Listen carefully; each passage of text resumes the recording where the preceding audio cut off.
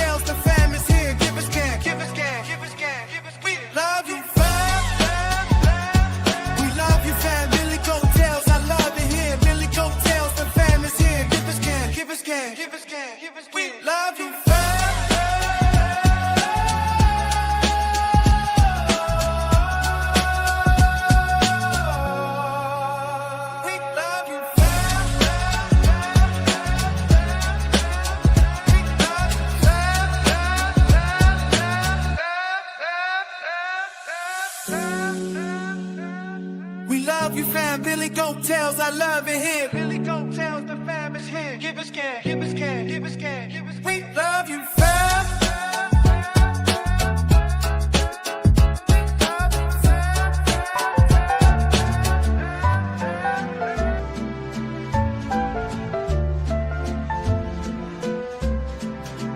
Merry Christmas, Billy Goat tells fam. Love in the air, that's who we am. Hand to hand, we share, we gain. Hashtag givers gain again and again. Merry Christmas, Billy Goat tells fam. Love in the air, that's who we are. Hand to hand, we share, we gain. Hashtag givers gain again and again.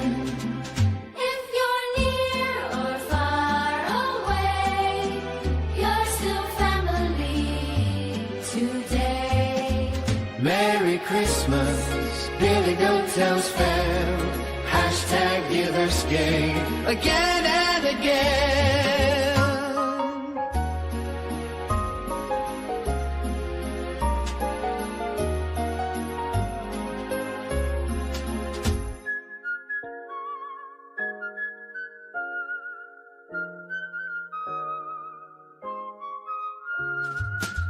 Merry Christmas, Billy Goat tells fam. Love in the air, that's who we am. Hand to hand, we share, we gain. Hashtag givers gain again and again.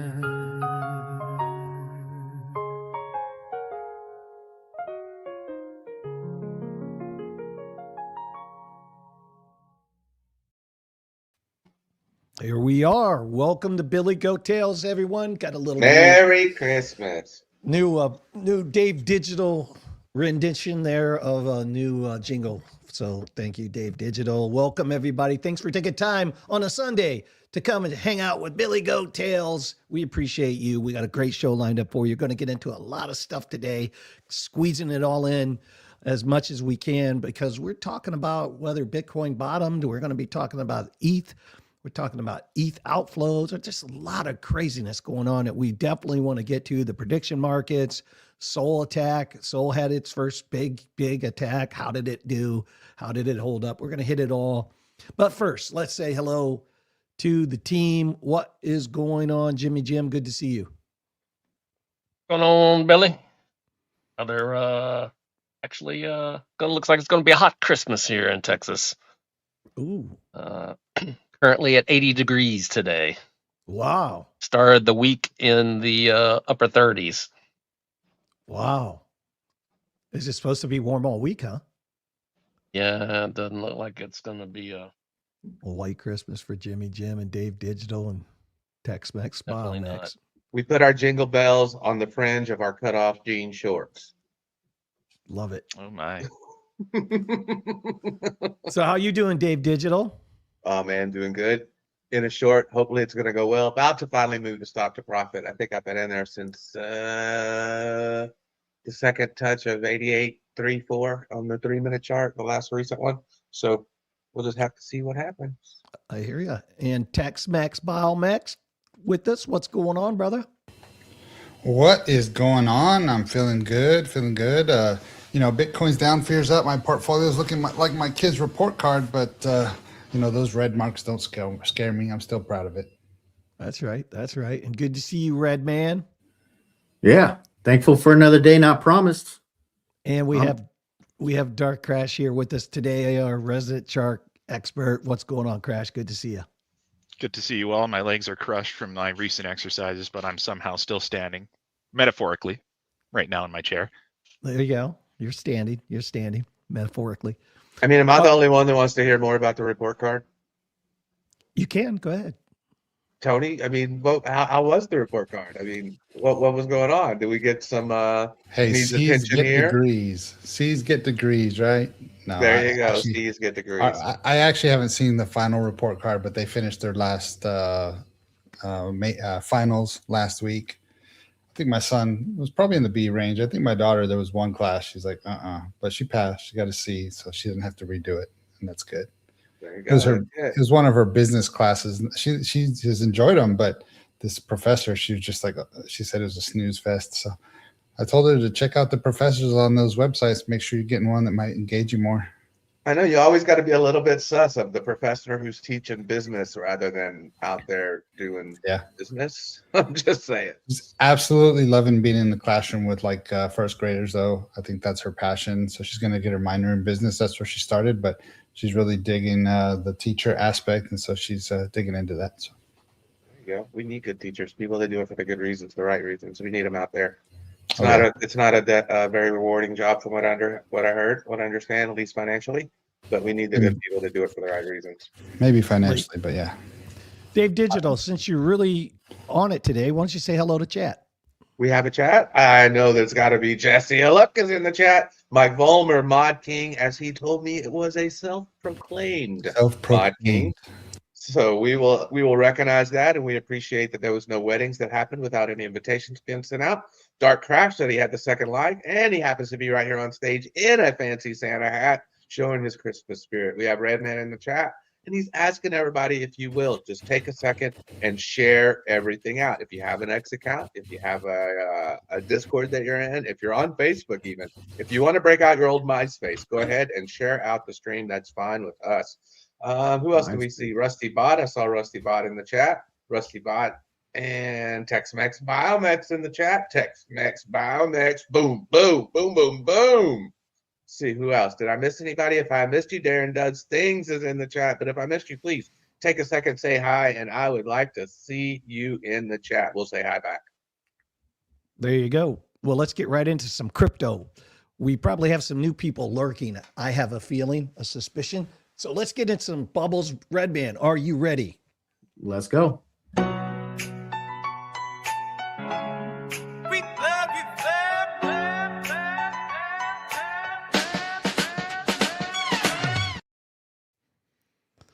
The Redman in the crypto bubbles. If somebody could make, there we go. All right. So this is on the hourly for this beautiful Sunday afternoon here in Las Vegas. We got IP up 4.3% for the hourly. Looks like they're still pretty red for the monthly and on. Got to do a little bit of recovering. Up 3 spots, number 82. $525 million market cap for this AI play, $1.54 per coin. Let's see what else we got here. Midnight. Super impressed with Midnight. I think Cardano dropped this at the right time because, man, it's just showing nothing but green. 2.6% on the hourly, sitting at rank number 43. $1.77 billion market cap. 10 cents gets you one coin. 10 cents is up from 1 cent. I mean, hey, this coin is moving, guys. Midnight doing really, really well. Aave down 5%. That's kind of on par with the rest of the DeFi market. DeFi is kind of more like, they're down 1 spot to number 35. $2.53 billion market cap, $166, way down from $320 just a couple months ago, but they'll come back. They'll come back. Let's go on to the daily. For the daily, we got, let's see, pretty much, I'm not going to even talk about this because this is like an anomaly. This beat thing is an anomaly. I don't know what it is. Yeah, congratulations to the Beat people. Adiera Beat. That's a new one. It's up 36 spots to number 88. Congratulations, whoever are holding that coin. You are super degen if you're holding that. But congratulations, you made a ton of money on it. Maker's up 3% for the daily, up number one. Another DeFi play, sitting at rank 54, $1.30 billion market cap, $1,500 get you one Maker coin. Nothing really out of the ordinary here. Pretty much the same as it was last week. On the weekly, got a little more red than we do green. Pumps down 27%. That's expected with Solana meme coins down 12 spots, number 60, $1.14 billion market cap. Not even a penny per coin. Let's see what else we got. Canton Network still killing it. They're up 8 spots. It's institutional play for RWAs up 8 spots. Number 29, sitting at rank number 29. Market cap's 3.63 billion. 9 cents get you one token. But man, this is a nice little pump here. 39.5% on the weekly. So good job for the Canton people. Like I said, Midnight crushing it. Up from 5 cents, 10 cents. They're up 59.4% for the week. They're up 20 spots, number 43. I know Papa Charles is happy right now. $1.74 billion market cap, like I said before.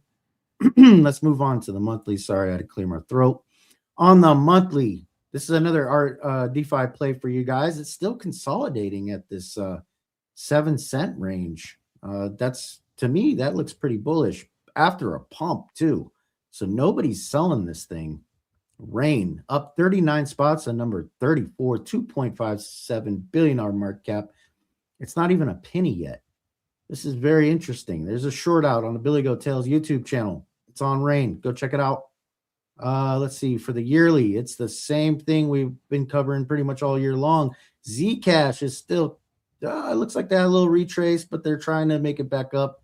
We'll see what happens with Zcash. Privacy Coins making a big push this year. Up 96 spots to number 15. Congratulations to the Zcash people. Billy Goat Tales put out a short on them as well. That's pretty much all I got, Billy. I'll send it back over to you. Yeah, man. Let's shout out some of these. Look at this. Jesse, membership. 5 months already, Jesse. Amazing. Dave Digital is in there too. Mike Ballmer's in there too. Memberships. Awesome. Love you guys. Thank you all.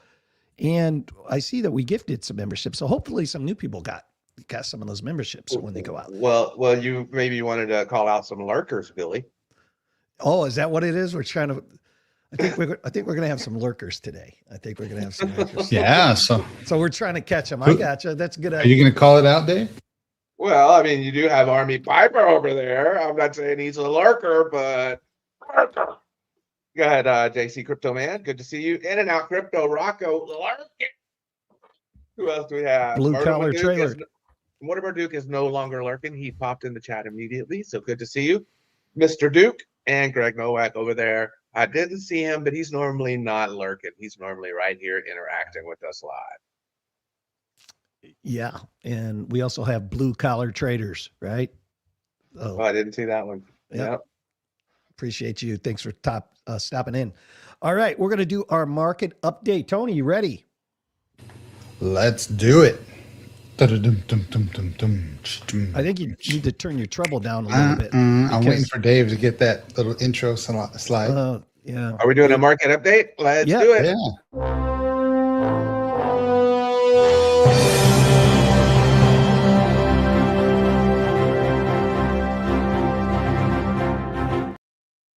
All right, so here we are at the market update. We've got the market cap at 2.99 trillion, almost back in the 3 trillion range. You can see that in the last 30 days, we've almost bumped up just recently there to get back into the 3 trillion and hopefully hold above it for a good bit and finish off the year strong. So we've got, I'm going to jump over to the separate slides with each of those instead of going through the altcoin season and stuff here. So on the altcoin season index, we're at 17. Yesterday at 15, last week at 21. Obviously, we haven't hit the high just yet. It says the yearly high was on September 19th. We had 78. So maybe the altcoin season's come and gone. I don't know. Tell us your thoughts in the comments. and let us know. So the top 100 coins performing, you've got beat, like you were talking about, Red. Hit those beats right there. I guess we got to open the club here shortly, or later on at least. You got the beat at number 1. Not financial advice. I don't know much about it, but obviously there's a big gainer. Zcash. You got Dash, Pax G, and which is gold, right? And then several others. So there's our altcoins indicator, and then we're going to go over to the fear and greed. Fear and greed, we're at 28. Last month we were at extreme fear at 11. Last week 27. Yesterday 27. So trending in the right direction, at least in my opinion, my humble opinion, or as Billy would say, in my worthless opinion. And the yearly highs, we had a high of greed at 76 in May of 25, guys. May of 25, and a low of 10 just in November. So I don't know if we're going to have that top on the fear and greed, if it's going to jump up before the cycle turns down, if the 4-year cycle is still a thing. I don't know. You got to tell us in the comments if you still think the 4-year cycle is alive, as is alive and well. And I think that's all we got right now for the coin market cap, unless there's anything specific you want me to cover. No, man, that's it. Good update. Cool. Good. Right. To the point. Love it. We do want to roll into our first story because this is I think pretty significant. Our thumbnail, right? Has the bottom occurred? Where are we at in the marketplace? What is going on with Bitcoin? You guys know we have been we're old school viewers. At least I'm old school viewer of the cycles, right? So until they're broke, I believe in them. I'm more of a historical data guy. I'm going to take the data that I have and use it to make my thesis, my investment thesis. Doesn't mean I'm right. Don't want to convince you that that's the way you should look at it. That's just the way I look at it. And very interested in knowing where we are at in the marketplace with Bitcoin. This article is really cool from Bitcoin Magazine. Basically, Bitcoin enters its 2026 with substantial macroeconomic tailwinds despite 2025's disappointing price action. While the year ahead remains uncertain, multiple indicators suggest the worst of the selling may have already occurred, with long-term holder capitulation reaching historic extremes and on-chain metrics pointing toward potential stabilization in 2026. So a little bit of historical retrospective. While Bitcoin sets all-time highs in USD denomination terms during 2025, when measured against gold, a more accurate representation of true purchasing power, Bitcoin actually peaked approximately 1 year ago in December 2024 and has since declined by over 50%. You hear Peter Schiff talking about this all the time. And this divergence explains the psychological pain many investors experience despite nominal price records. The year was characterized by extraordinary whale activity, with the cumulative long-term holder whale shadows metrics reaching the highest level ever recorded. Another first. And indicating unprecedented volumes of long-term holder Bitcoin being transferred to the market. And of course, they graphed this out for us to easily take a look at, which is really cool. Let me get rid of this. Boom. Okay. So figure one showed basically unprecedented volumes of significant long-term holders transferring Bitcoin. Okay. Down here, since the cycle peak, Bitcoin ETF holdings have only dropped by less than 5%. Now, we're going to have a story later on about the ETFs for ETH and what's going on there. But it's pretty clear that ETFs are pretty much holding strong for Bitcoin. And the buying that is occurring with ETFs is Bitcoin. Bitcoin has the action with the ETFs. Only 4 or 5% of total Bitcoin ETF holdings have been sold since the peak. That, guys, is pretty significant if you ask me, because that's legacy money buying stock, basically, Bitcoin stock. And legacy money they tend to, the ones that are coming into Bitcoin, they're viewing it as digital gold. And I personally didn't expect to see a lot of selling. I think if they're long-term holders, kind of like I don't sell my Bitcoin, right? But I hold it organically in myself.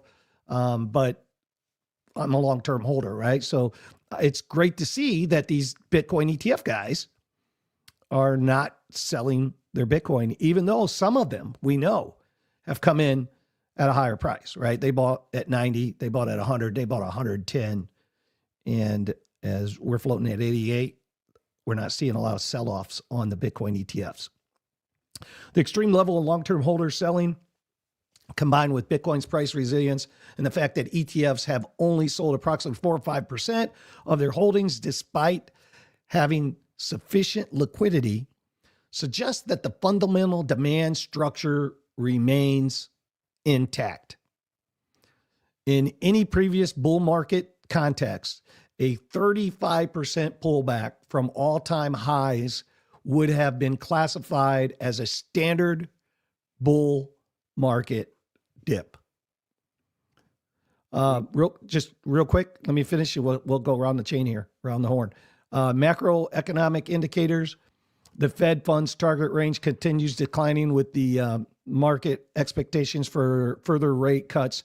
So how the rate cuts bake into a Bitcoin, we all know that rate cuts are going to mean quantitative easing, which technically I think we're there, but we haven't really felt it like I think we're going to feel it. There's global liquidity signals. Let me see. I thought one more thing. Yeah. The conclusion, Bitcoin's overwhelming 2025 performance, despite new USD all-time highs, the United States dollar, should be contextualized with longer-term trends. The broad distribution of 7 to 8 million Bitcoin from early holders to more committed recent investors, combined with historic whale and long-term holder capitulation, represents a structural maturing of the Bitcoin market. The legitimization by institutional investors, treasury companies, and ETFs suggests Bitcoin is transitioning from extreme volatility cycles toward more normalized price movements. Wow, that is a nice snapshot of what some analysts predict where we are at and what is going on with Bitcoin and our thumbnail.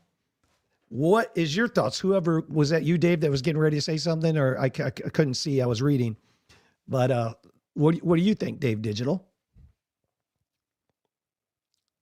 I'm not sure that Bitcoin's bottom. So if they're saying that Bitcoin's bottom is around 74, maybe. But if that is the bottom, I think we're going to revisit it at least. But I think that we have a little bit lower. I mean, I think we touched the high 60s.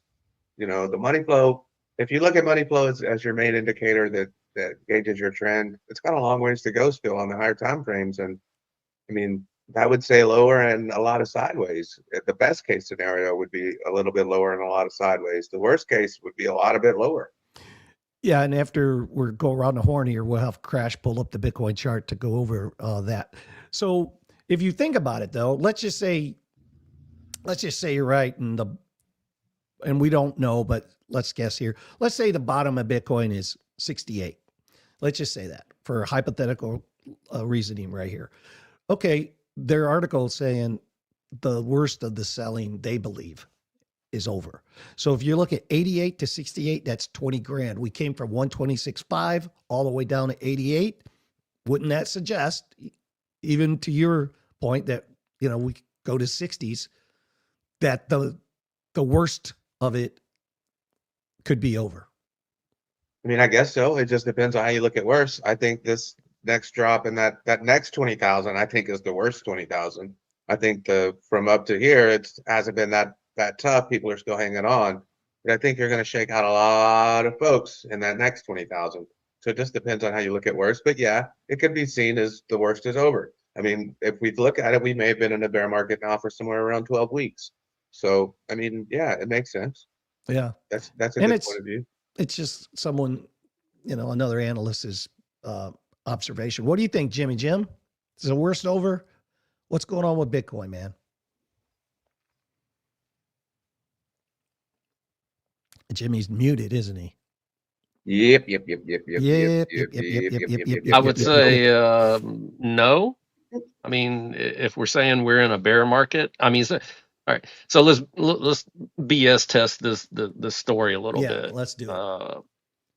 So every Bitcoin cycle since the beginning, the cycle one, the all-time high was $32. Bear market low was $2. That's a 94% drawdown. In the second cycle, the all-time high was 1163. The low was 152, and that was 87% drawdown. Third cycle, all-time high, 19,800. Bear market low, 3122. Drawdown, 84%. Yeah. Cycle 4, this past one, all-time high, 69,000. Bear market low, 15,476. Drawdown, 76%.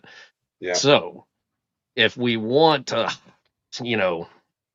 apply some logic to this, I would expect this cycle we would see probably. Now, there wasn't a big step from cycle 2 to cycle 3. That was only 87 to 84%. So it's gone 94, 87, 84, 77. I mean, let's just say best case scenario, we see 66%. I mean, currently right now, I mean, from 126,000 to 8, I mean, that's like 29%-ish. Which negates their claim of a 36% normal drawback in Bitcoin. We've never had just that.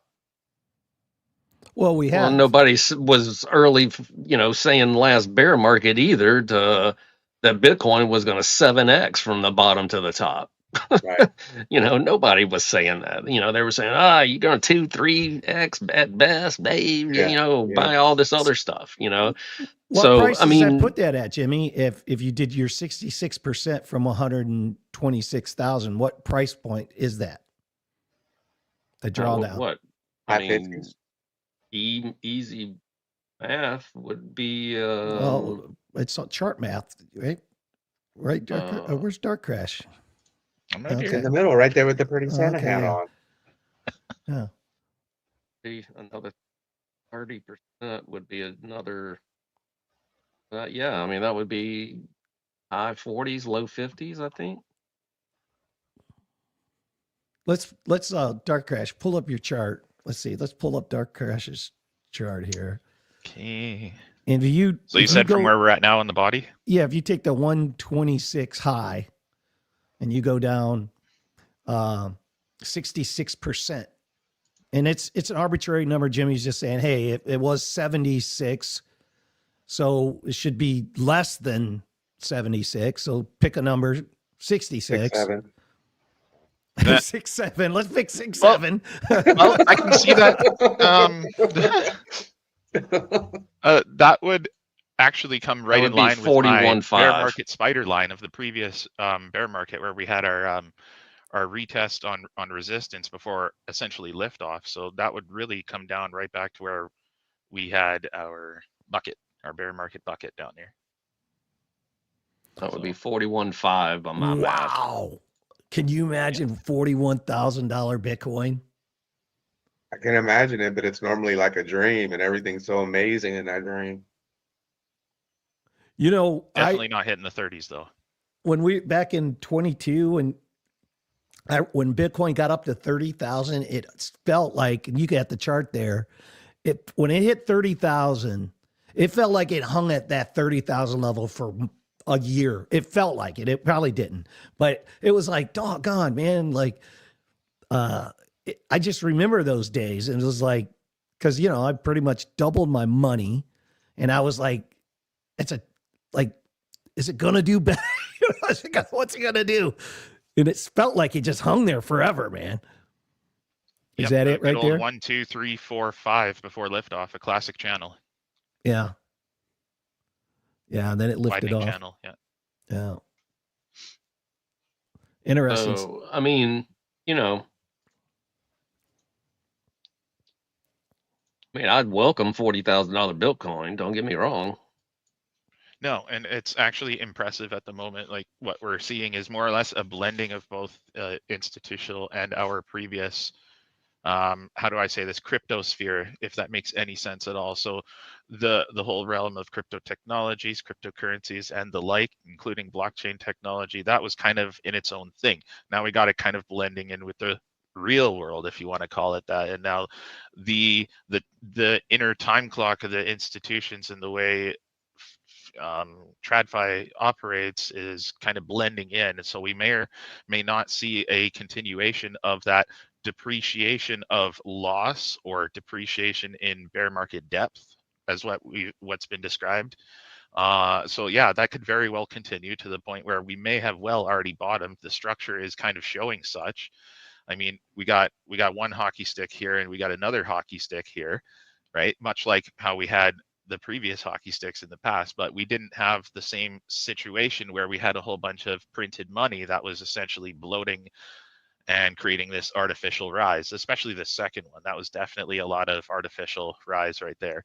But yeah, we're essentially more or less in a similar situation, another kind of double finish to the run, as you want to say right now. But more or less, I'm looking at maybe another week or so, kind of hanging right over the New Year's. It's very, very kind of touchy subject, up in the air. I can't say which way the price is going to go today, but from what I'm seeing, we got a nice little volume pocket, right here, where we could drop a few spider lines down and kind of fall into this little bit of a trend area. This, how do I say this downward channel that's been showing a bit of resistance as well in tandem with that spider line right here. So we could see a bit of a drop down there, but I don't think it's going to be as long lived. And would it actually come all the way down, say 60% to this red line down here? 100%. I agree. That would be worst case scenario, all black swans in. But right now, looking pretty strong. Going into the 4 hour, obviously, we have had lots of retest of that spider line. Probably going to get one more retest of the DBSI, but with it being below the spider line like that, there's not a whole lot of, how do I say this, interest in above this line right now. So what I'm seeing is another liquidity pull and possibly tap of the spider line, much like what happened over there, with a bit of a shock and awe below before we actually have any sort of give chance to go up. But that is entirely dependent on, how do I say this, the retail consumer at this point, because we're just going through the Christmas season, and following that we get our Boxing Day and all that stuff where people open up their wallets. And I can assure you that, much like myself, I'm going to be looking into the markets and what I can do next come New Year's.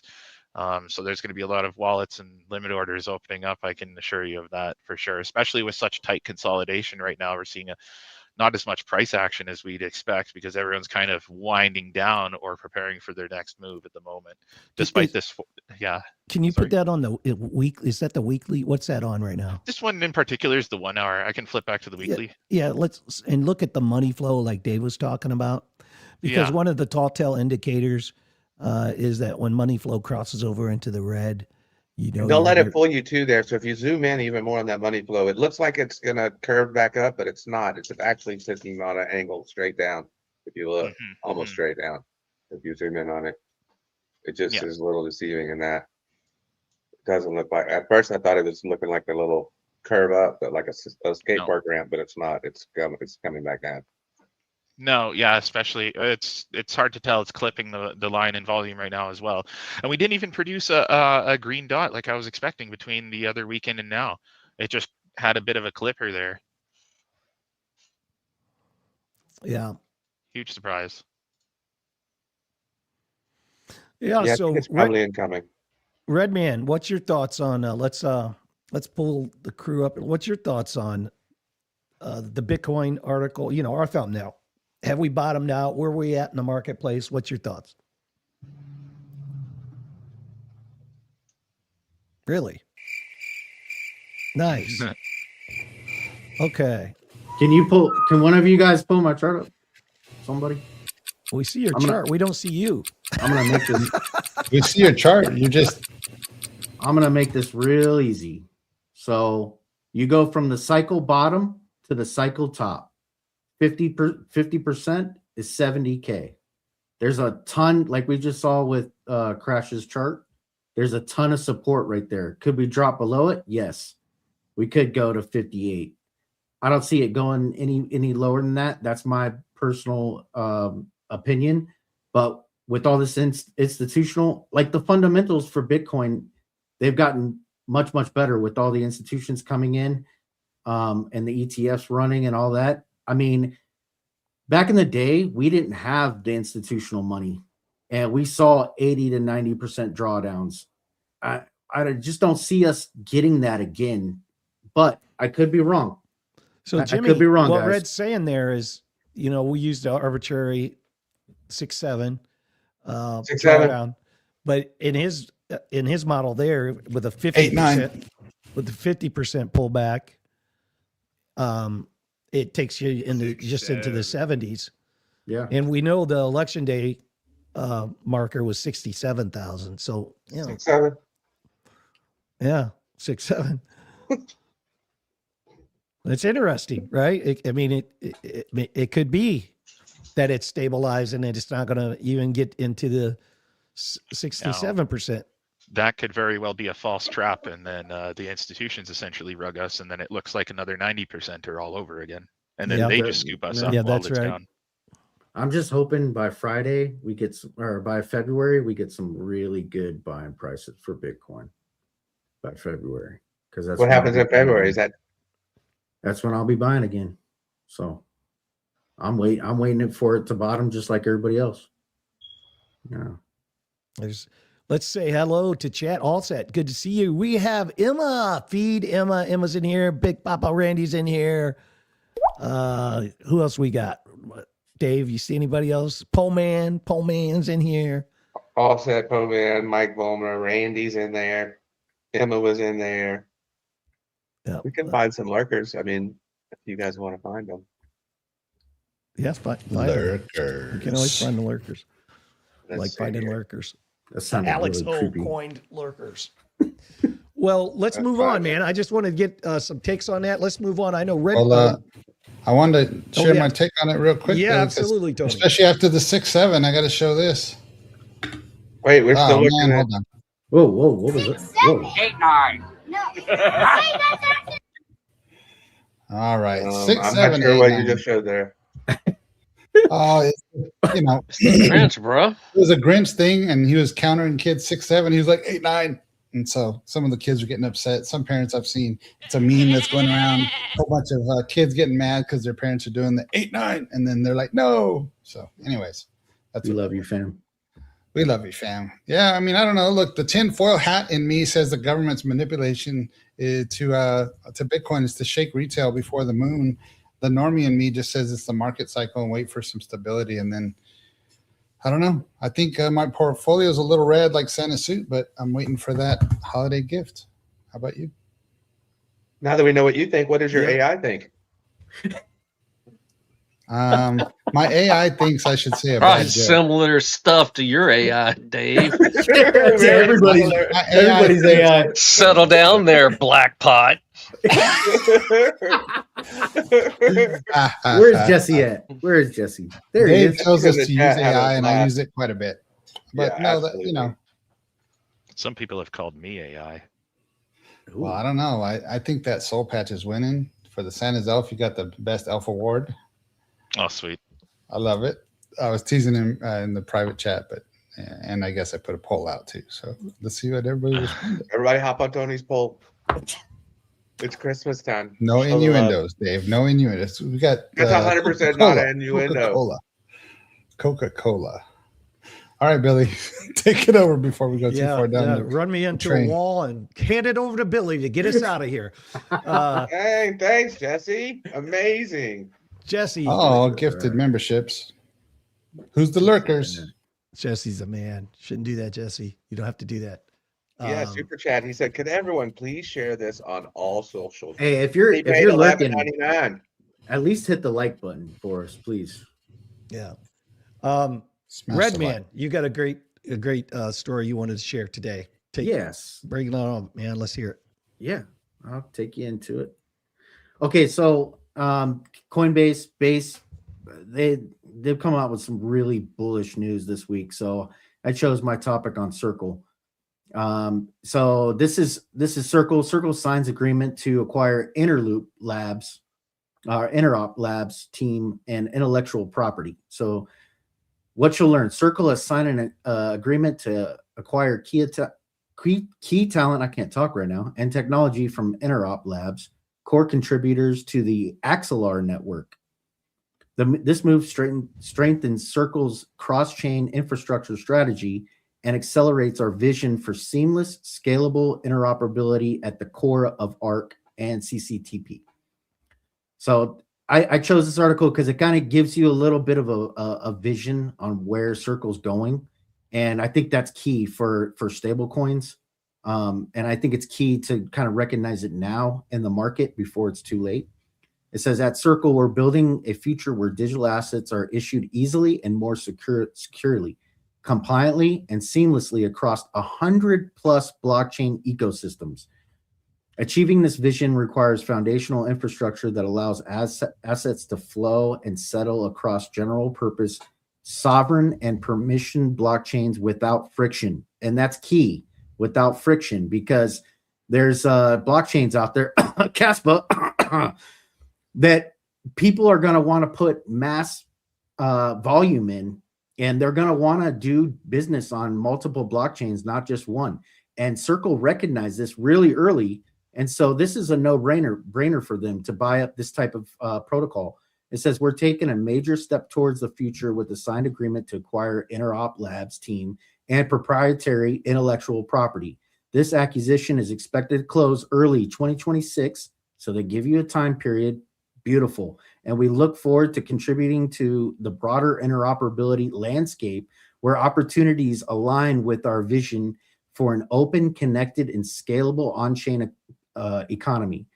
Interop Labs has been the leading contributor to Axelar, who is still up and running. This doesn't mean anything for Axelar. This is just basically Circle coming in and buying an arm of Axelar.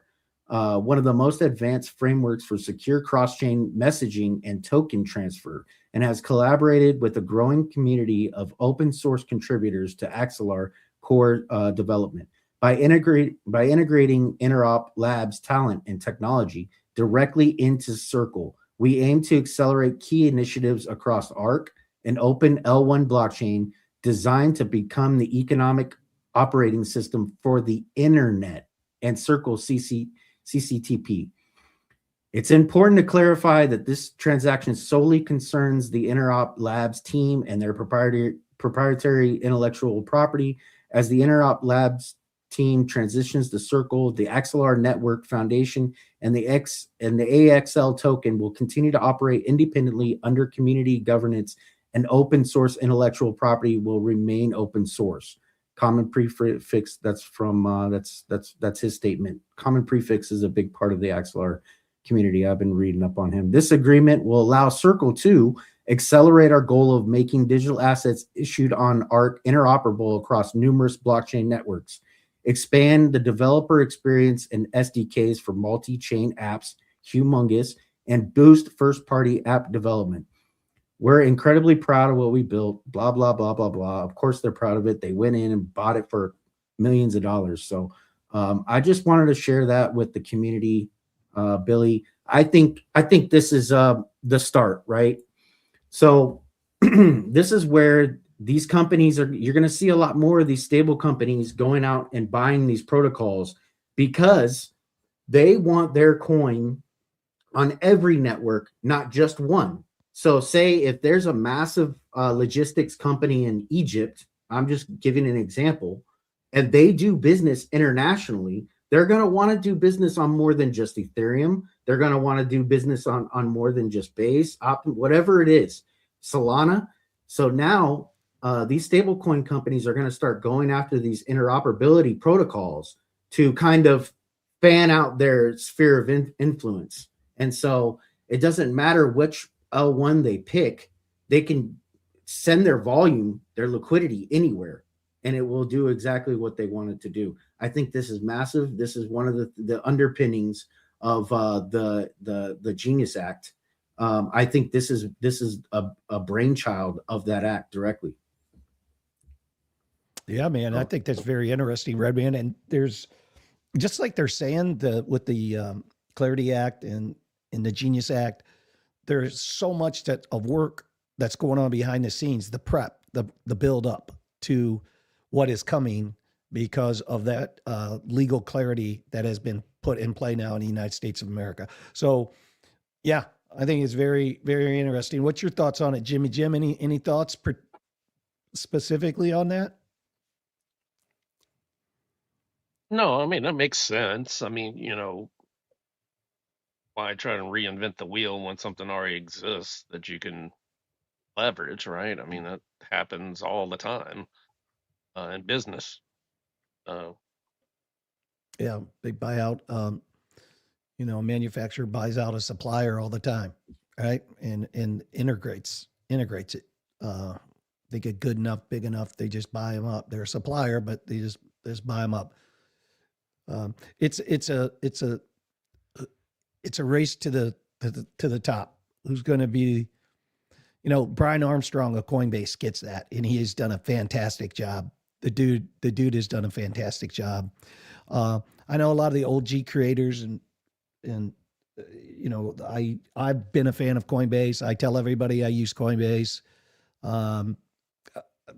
I've never had issues with Coinbase, and I'm proud of what they've done and for the crypto space. So I'm a huge fan, and he's on a roll of buying too, because it's a race to the top, and he gets that. And the integration, we don't have time to go into it today. We got so many other stories, but Coinbase has just updated huge updates.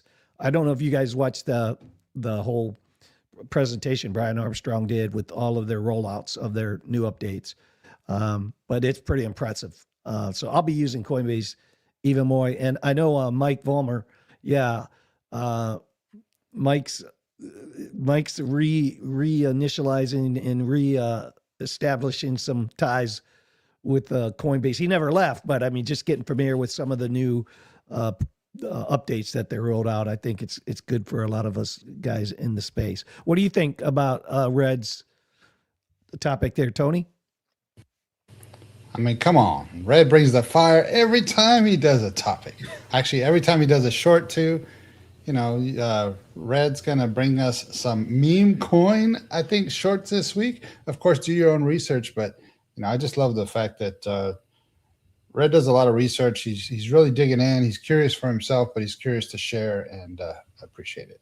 So, and then maybe there'll be a meme coin with this logo. I'm gonna surprise my family this week for Christmas. I know I always go off topic, Billy, but I'm gonna surprise my family at Christmas wearing this jumpsuit. Oh yeah, baby. Oh yeah. That's great.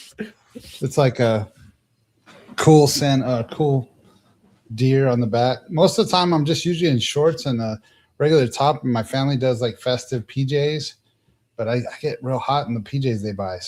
But I'm gonna sport this sports suit. I just got a wild hair like I normally do, like you get to see online, and Billy gets to hear about all the time. So anyways, good job, Red. Appreciate you, man. Thank you. Dark I think Coinbase could be an Apple type company. They have all the makings of it. I think they could definitely be an Apple. I mean, now you can buy stocks on Coinbase, like you were saying, Billy. All the updates they did, you can actually buy stocks now on Coinbase. So I'm expecting it to get to that Apple top tier, but we'll see what happens. In crypto, I agree. Yeah. And to your point, Tony, one of the things Red shared in our Discord, you guys are not in our Discord, go to our Discord, our free Discord, by the way. Go to our free Discord. But look at this. This is a great website. Red put it in there. Strategy. It tracks the Bitcoin that Strategy is holding. And it's just, you just go to the website, boom. It just keeps you right up to date with what's going on over there with Strategy. And it's interactive. You have lots of, let me update it first of all. Let me hit the update button. There we go. So they're at 59 0.22 billion Bitcoin, guys. And this is what they call the strategy tracker. It's so this is just sailortracker.com. And if you're not familiar with it, it's something cool to see. Just kind of know where they're at, because no doubt about it, guys, the market's coming for him. The legacy market is absolutely coming for Michael Saylor. And we all just got to kind of step back and root for Saylor and hope that he wins this, because there's certain key metrics, there's certain key components of that legacy market that they know. BlackRock knows, for instance, how to play that game. Well, when you venture off into your own kind of ETFs and your own, which is what Michael Saylor did, his own individual products, not just owning Bitcoin, but selling, being able to pay, say, annual premiums. So you hold one of those family of funds that he has, and you get a 8% return just by holding it. Well, as a company, you have to hold that money in reserve, through legacy regulations. You can't promise somebody to pay them 8% annually and not have the wherewithal to do that. It can't just be based on the fact that Bitcoin price is going to go up and he's going to have the money. He knows that, so he has that money in reserves. But there is people on the crypto side always think, oh, if Bitcoin price gets down to this number, Michael Saylor's in trouble. That's a crypto way to think about it. The stock way to think about it, the stock way to think about that is all about his stock price. So if you think about it like this, a company, Apple, like you brought it up, Apple, well, Apple has a share value of X, which makes their net worth X, but how many products do they have that makes them valuable, right? Well, Michael Saylor's product is Bitcoin. You can't have your company, can't have Apple be worth less than the iPhone. The company has to be worth more than the single product category of the iPhone, the revenue from the iPhone. You can't have your Bitcoin be worth more than your company. That squeeze to get that stock price down so that it defuncts and causes cash strain is happening right now with Michael Saylor and the legacy marketplace. They're coming after his Bitcoin, man. They're coming after it. So it's interesting to watch, because that stock has just been hammered. It is scary. To your point, Billy, what happens when you buy a house and you refinance that house and then the housing market busts? You have to sell, right? You got to sell. So that's what we do, right? That's what we do with Bitcoin. But when that house is worth less, those people owe so much that they have to sell. And the bank gets them to capitulate.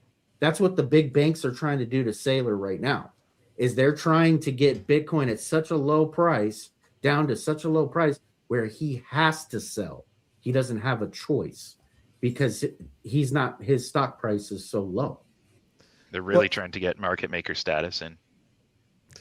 Yeah, my point about that was they're going after the company because he launched these products that are financial products that gave them a straw, a pipeline right to a weakness. So when you launch stocks, basically that's what they are in a nutshell. When you launch, he has his stock at his company, but when you launch financial products and you're getting revenue from them and you're paying out revenue for, like one of them pays out 7.998% roughly. You're in you got your financial regulations and you created a ladder right down the hole to your weakness. Because if I can make your stock price go down, then the only thing you have is the iPhone, the one product, Bitcoin. Well, it can't ever be, man. If you see a point where his Bitcoin holdings is worth more than his company, that's a problem. That's a big problem. And you know what, Billy, to speak on that, I don't think I could be Mr. Diamond Hands. I don't care if I'm the face of Bitcoin anyway. If there's a number at the end of my net worth or the cash that I can have on hand, and that number ends in billion, I don't think I have to do that anymore. You know what I'm saying? I think I would just get out of that race. I don't care if you're coming for me or not. I'm out. I win. You guys can keep playing. You know what I'm saying? I think because what else do you need it for? I mean, if your number ends in billion, what do you need it for? Go do something else. Bitcoin, I mean, do you really think you're going to, I mean, I know he says he's going to change the world with it, but I mean, if they're coming for you and there's a chance that you could do nothing, take your win. I mean, that's a beautiful point right there, Dave, because he started with Apple, then he went to Bitcoin. What's going to be his next play? You know, because take your win. He got into Apple when Apple was cheap. He got into Bitcoin when he says he's been buying the tops ever since he's been in Bitcoin. So, but that's just a testament to his conviction, right? He thinks that Bitcoin will continue to go up forever, and I believe it. I believe it will.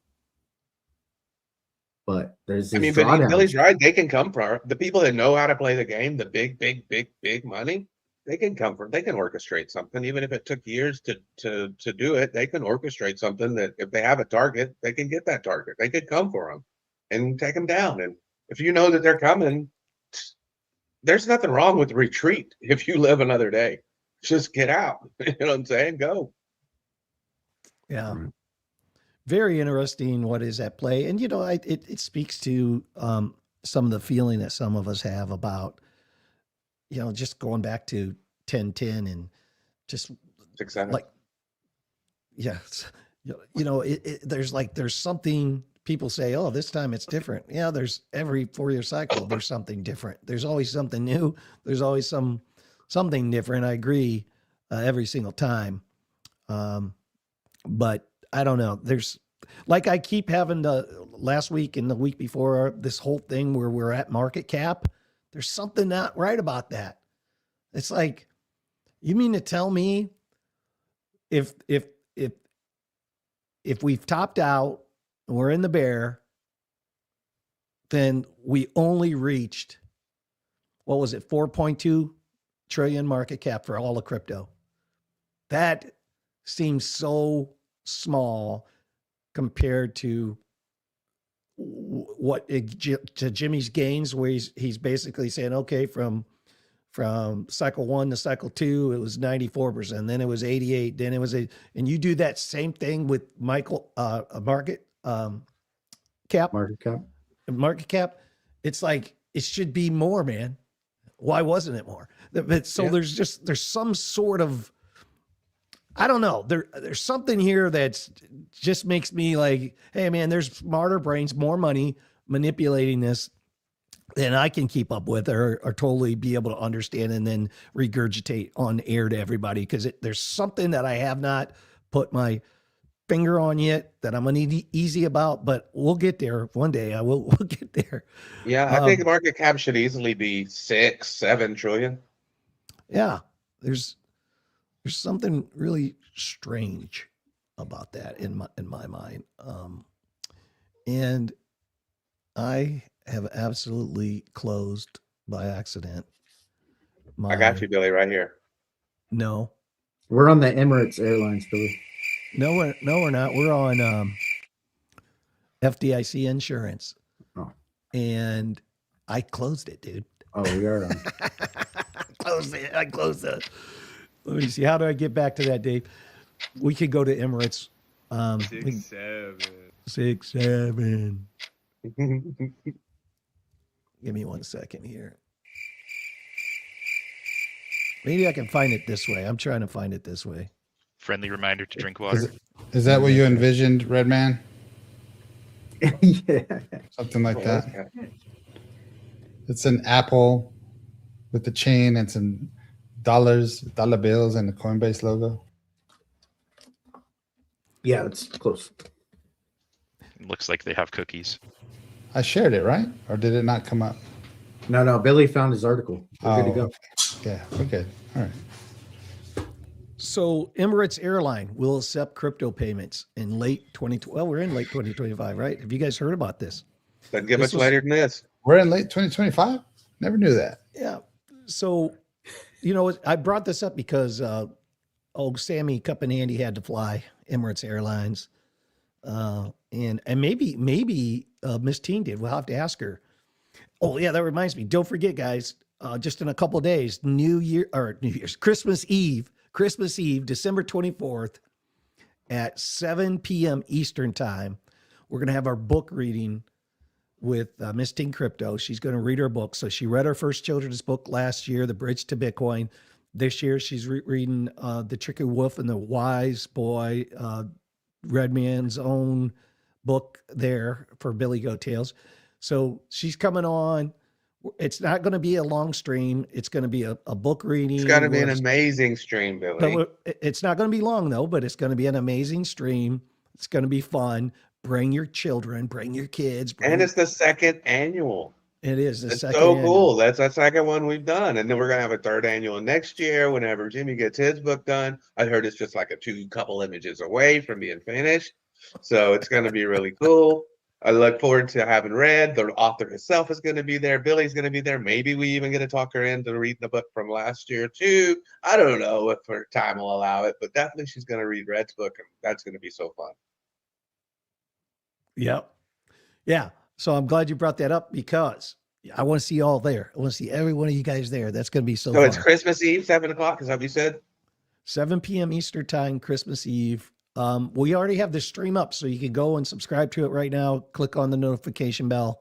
Make sure that you're getting that and share that out. Please share that out because we really, really want the kids to learn about crypto safely, but also learn about being a good person and doing the right thing. And more than that, we want to share this tradition with you guys. You're our family. We just want 10 minutes on Christmas Eve for us to hang together, say hey, do something fun, feel warm and fuzzy, and then go on about our day. We love you guys. We love you, fam. Yeah, for sure. Yeah. And I want to make sure Green Bay but I just... So anyways, guys, another example of adoption. Customers, this allows customers to use popular cryptocurrencies like Bitcoin, Ethereum, and Crypto.com's Crow to pay for flight. There you go, Dark Crash.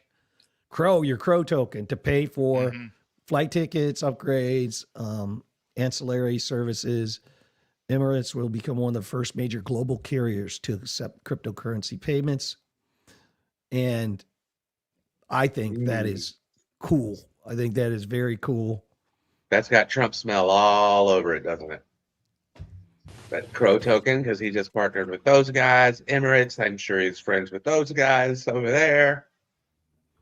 That smells like a Trump deal. Did it go into specifics? Did it go into specifics? If you had to pay by stablecoin or Bitcoin or Ethereum? I think it said CRO, right? Or it doesn't matter? No, it said Crow or Bitcoin or Ethereum. You could pay. You could utilize that crypto. Okay. Flying some Emirates here soon, Jeff. You headed over to Dubai? Let's go. I'll go. And I know many of us love Crypto Crow, but we're not talking about that Crow token. Nope. Yeah, it's token. Crow does, yeah. Yeah.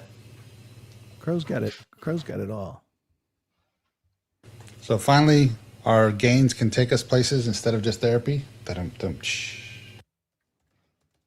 Well, gains theoretically wouldn't take you to therapy. It would be the losses. You never know. Sometimes gains, you don't know what to do with yourself. Oh, we did see what happened to, well, we won't name his name. You got to know how to handle it all. That's true. And it is tough. I can't say that I've always made good decisions when it came to that. I wish I would have. There's a lot of places I wish I would have made a lot better decisions. It's probably why I just wait for Ben's comeback story, because, man, I've seen myself in some of those same mistakes. No. Not all the way. Here we go again.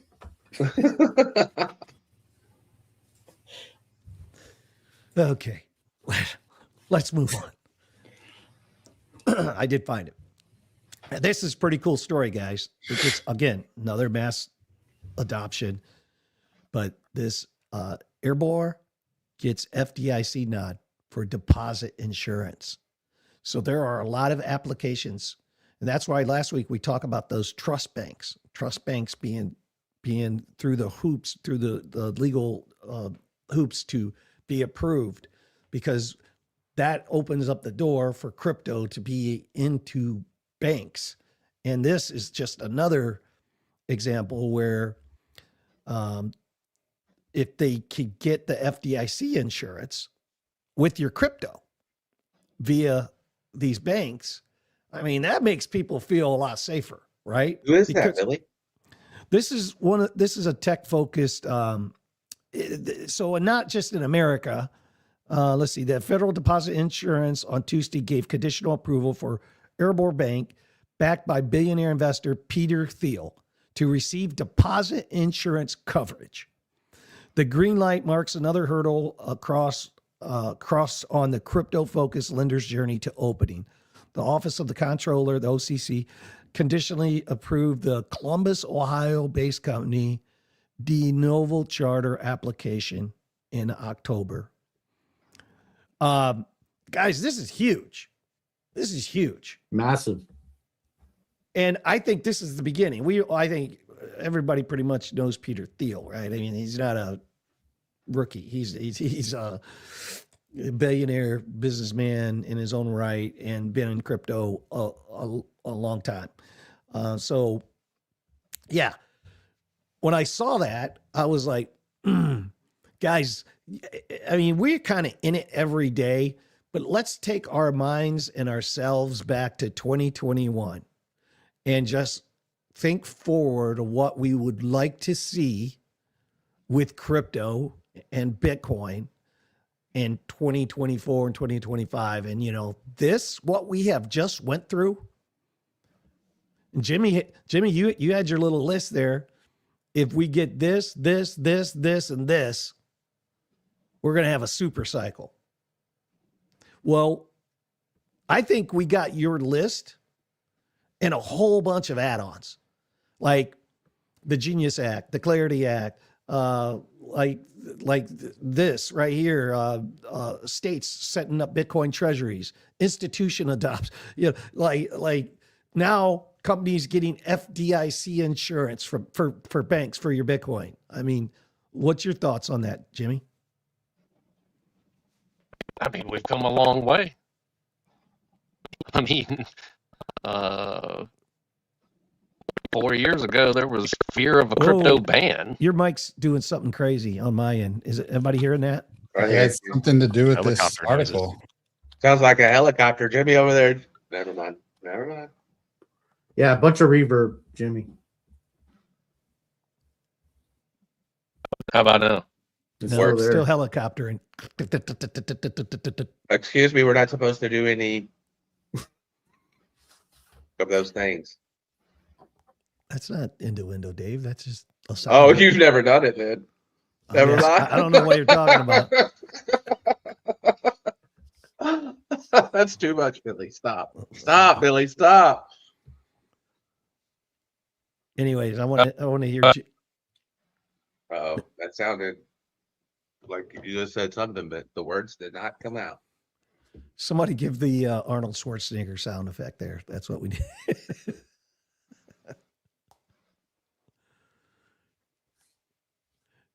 Can't hear you, Jim. Is it still jacked up? Oh, there you go. We got you back now. Perfect. The hell were we talking about? Oh, yeah. In the helicopter. We've come a long way.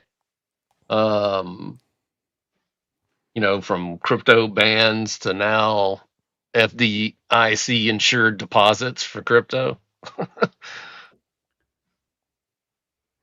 Amazing. That's pretty good. Yeah. How do you feel about the super cycle, Jimmy? What was your list again? Oh, Lord. You had it, man. You posted it. Yeah, I'd have to go back and dig and remember, but it was number one, Trump had to win the election. That was one. Yeah, it was like Trump win the election, ETF for Bitcoin gets approved. The halvening happens.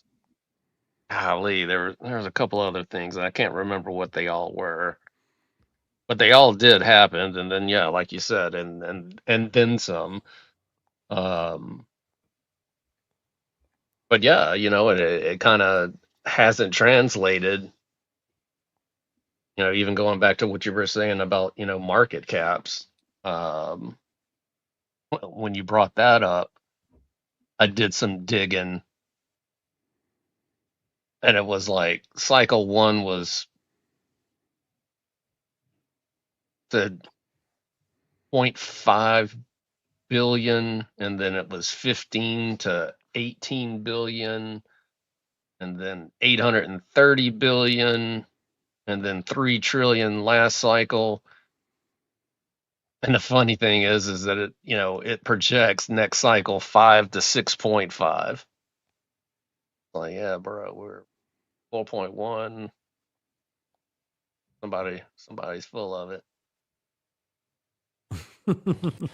So, Billy, before we get too far into things, I know we've been streaming for an hour. I think some people felt alone, like if there was nobody else in chat. That's because they're watching on the mobile portion of it. So there are 2 streams going at the same time. One is mobile friendly, more like a vertical screen. The other is our standard format. So you obviously can still watch it, and most people still do on their phones. But we had one fam member like, hey, where is everybody? I'm like, they're in the other chat, because there's 2 streams at the same time.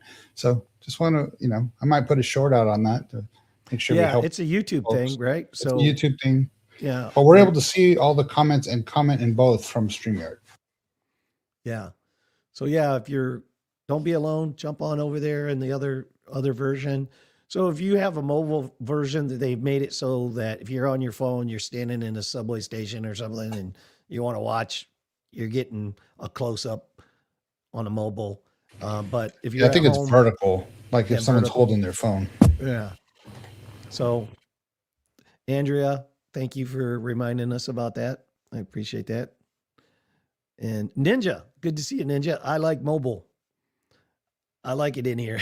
Okay, you stand there then, Ninja. Love it. All right, what's your thoughts on the FDIC insurance red man?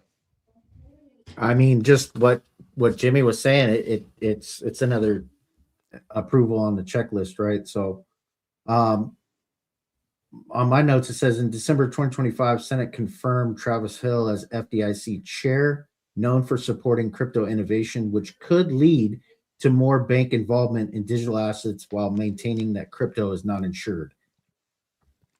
So seeing this is massive. This is massive. So I don't know what the parameters are.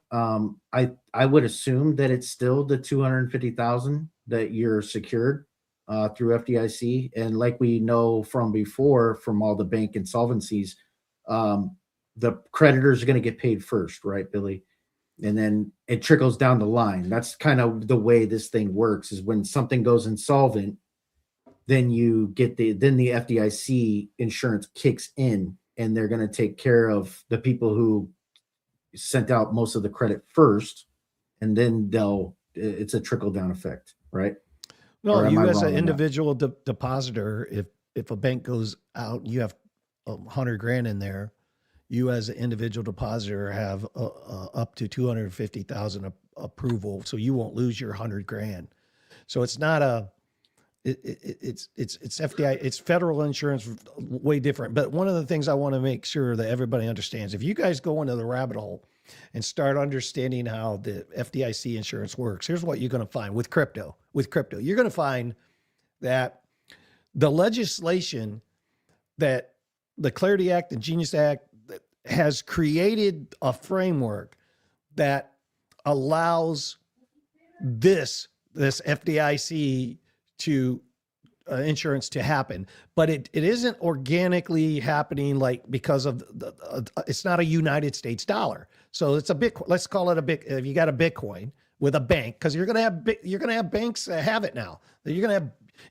Like I see soon, next 24, 36 months, Wells Fargo, some of these Chase, you're going to be able to do your crypto banking at the bank. right?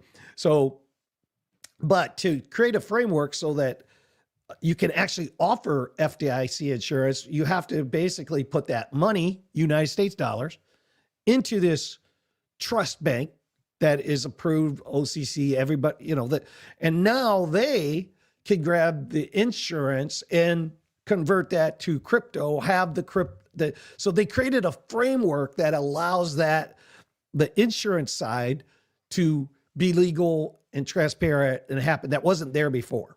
So, but how it's, as far as if it happens to you and you have FDIC insurance, it will be the same. All I'm saying is really behind the scenes, they can only offer FDIC insurance on United States dollar. It's a federal dollar. It's a United States dollar, right? So the end around is the framework that was created that allows these trust banks to be classified in a way that they can just hold the dollars and then have the crypto, which the government does, you know, saying, you know, we can't put insurance on crypto, but we can on dollars. Now they got a framework in which they can do that because they couldn't do it before. So you're saying that they can insure 3 Bitcoin. Basically, you could have insurance for up to 3 Bitcoin instead of the $250,000. If you had Bitcoin in there, you can get an insurance 1-to-1 on Bitcoin. Is what you're saying? That's the framework that they put in. Well, I'm saying, I'm just saying that to get the insurance, it has to be United States dollars. And if you have Bitcoin, it's not United States dollars. Oh, let's create a structure in which that it can be considered United States dollars. And then if that's a legal structure, then we can offer the insurance. And that's what just happened, guys. That's what just happened. That's well, it's going to be fun to see how that plays out, because we would want it to be in the actual currency. So we would want Bitcoin for Bitcoin. Otherwise, right, if somebody goes solvent, the game plan would be wait for the bear market, pay everybody in cash. Yeah. You know, so that we have to just see how it plays out. But it does sound like that we got like you said, the rails are starting to come in, and that's a good thing. We need the rails. That's right. And from what I'm gathering, I feel like this is a FDIC, so it's federal. It's something government involved, but more so, this opens up what I would believe a floodgate for private insurance to kind of get involved and commingle and deal in this type of business. Of otherwise looking, because first of all, some of the first steps were getting banks to accept crypto, getting regulations and rules in place, and now we're getting insurance framework and so on and so forth. So now more or less we're kind of setting up business framework for these big companies to accept and participate, and like what we're seeing with Emirates is going to happen over here in North America as well. I think a lot more quickly than we're going to initially expect. Absolutely, Crash. I agree with every bit of that. It's fun to watch. It's fun. Hey, good afternoon. Who is that? Scar Jeskal. Good afternoon. Thanks for popping in. Yeah, I agree with everything you just said, Crash. But right now we want to go into our update on our prediction markets. You ready for that, Dave Digital? Oh, we do. Sure. Yeah, following the script. We love you,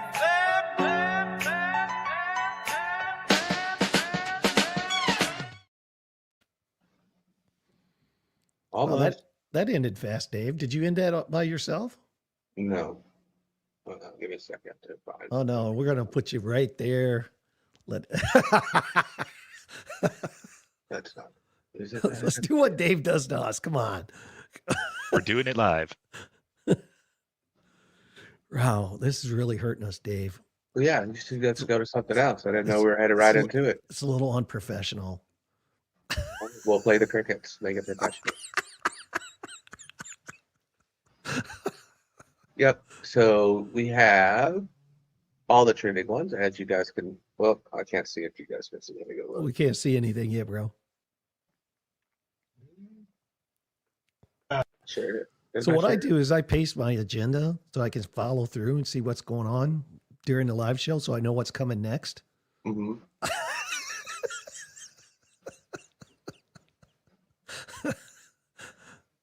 All right, you working on that, Dave, or should we go to something else?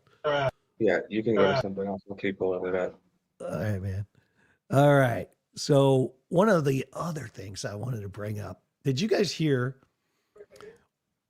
Whoops. Is that you, Dave, or me? Okay. Yeah, it's ready. Oh, you ready now? Sure. All right, let's hit it. Let's We love you,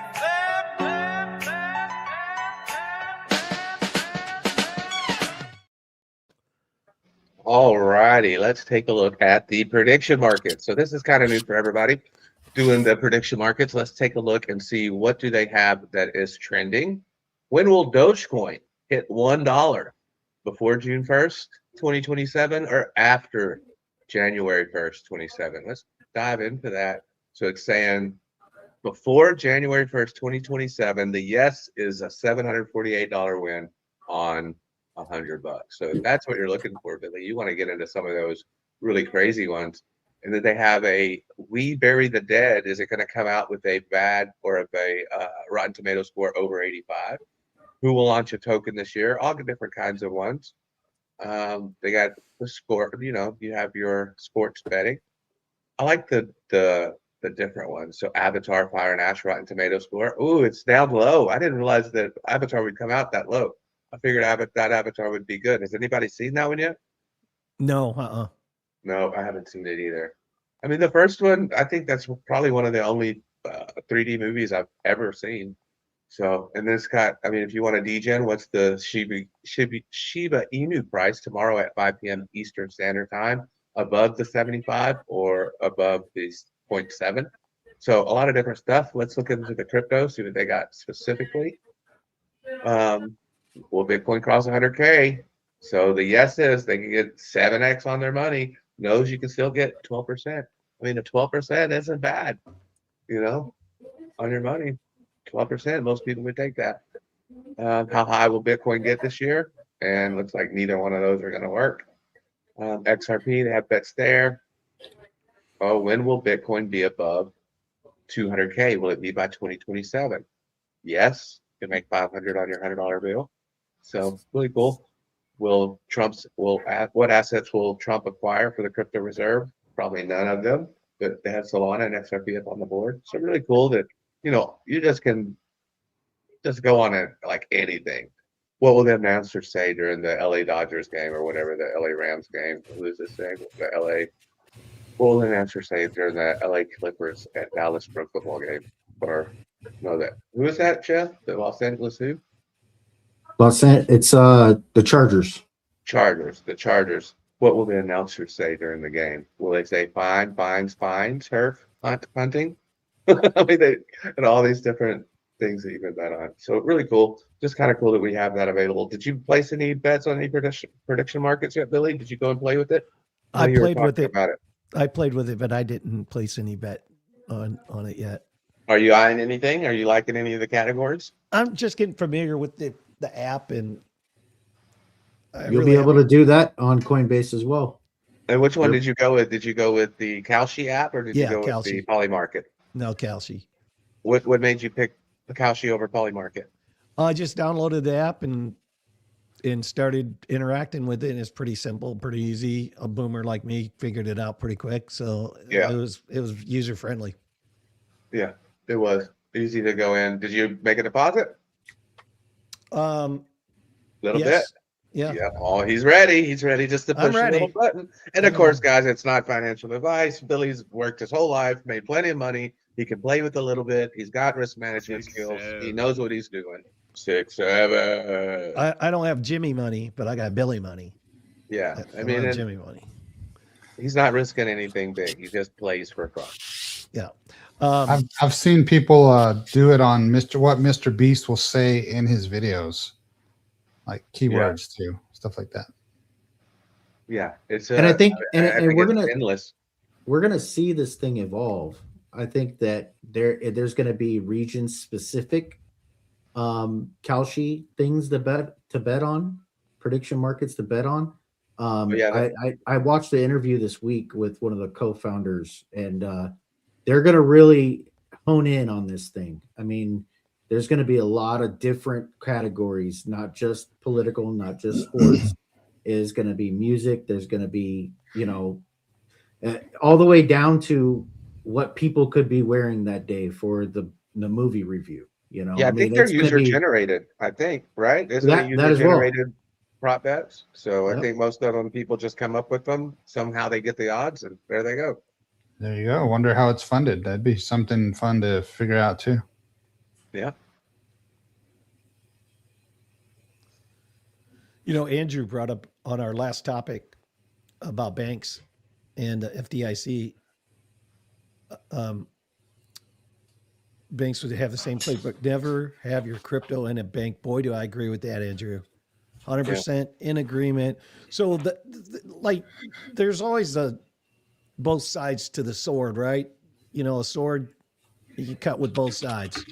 And so, all of this is great for adoption.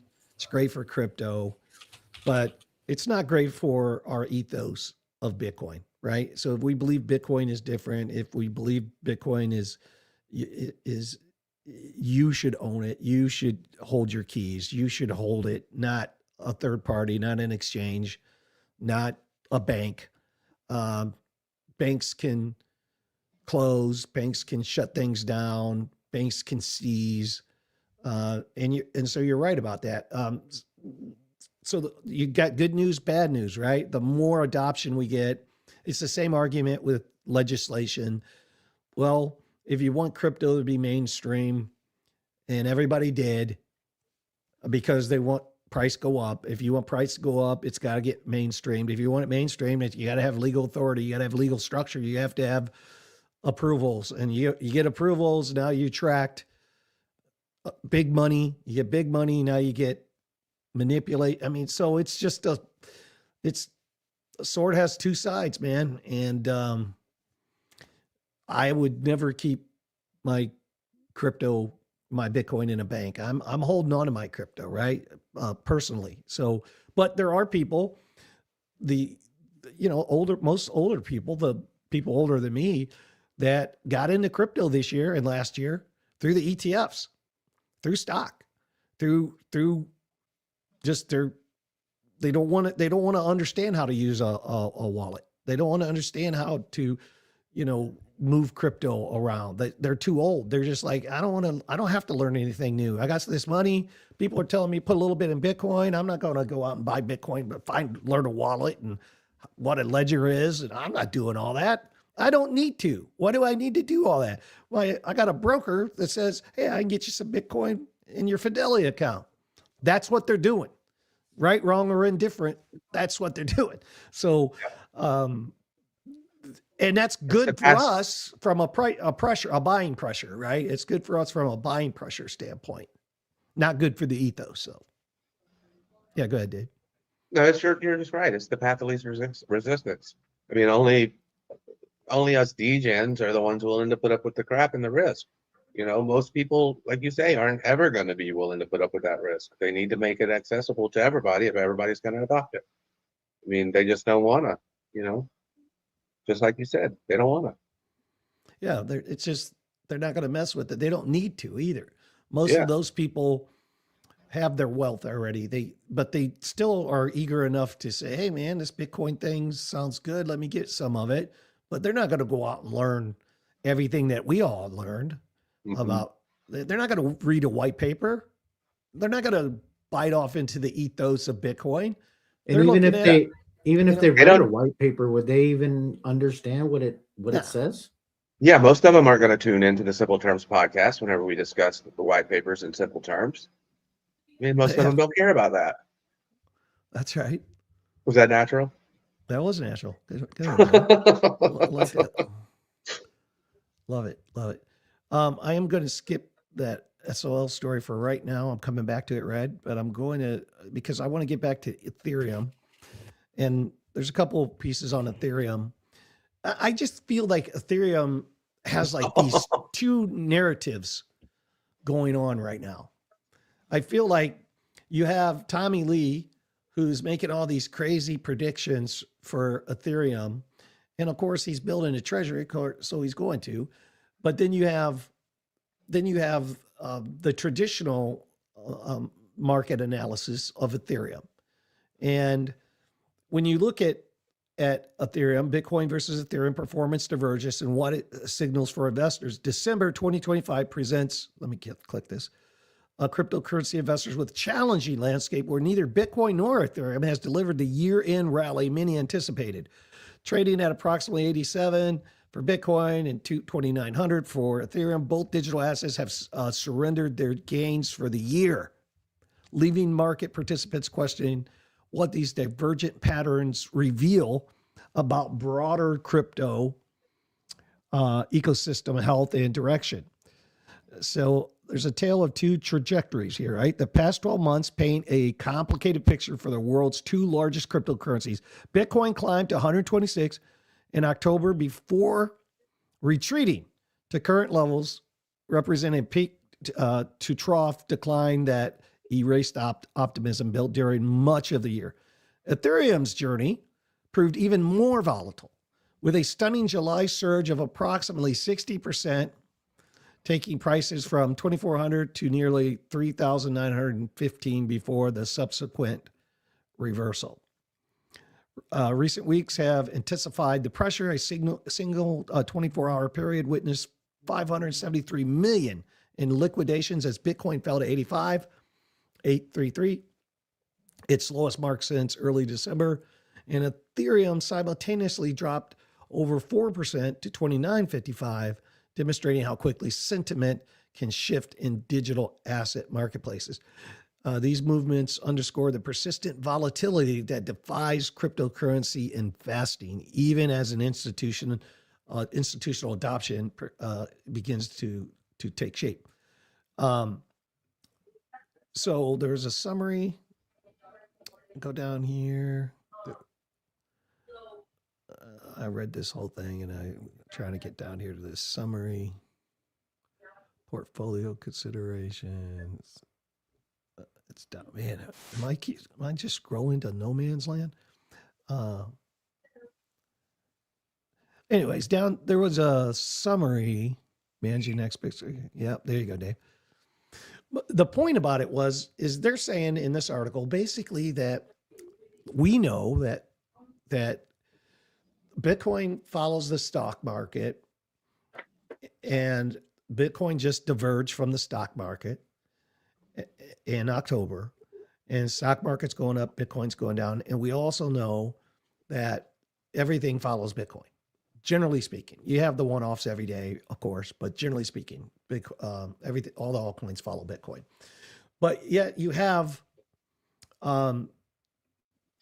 this Tommy Lee, right? You guys seen this?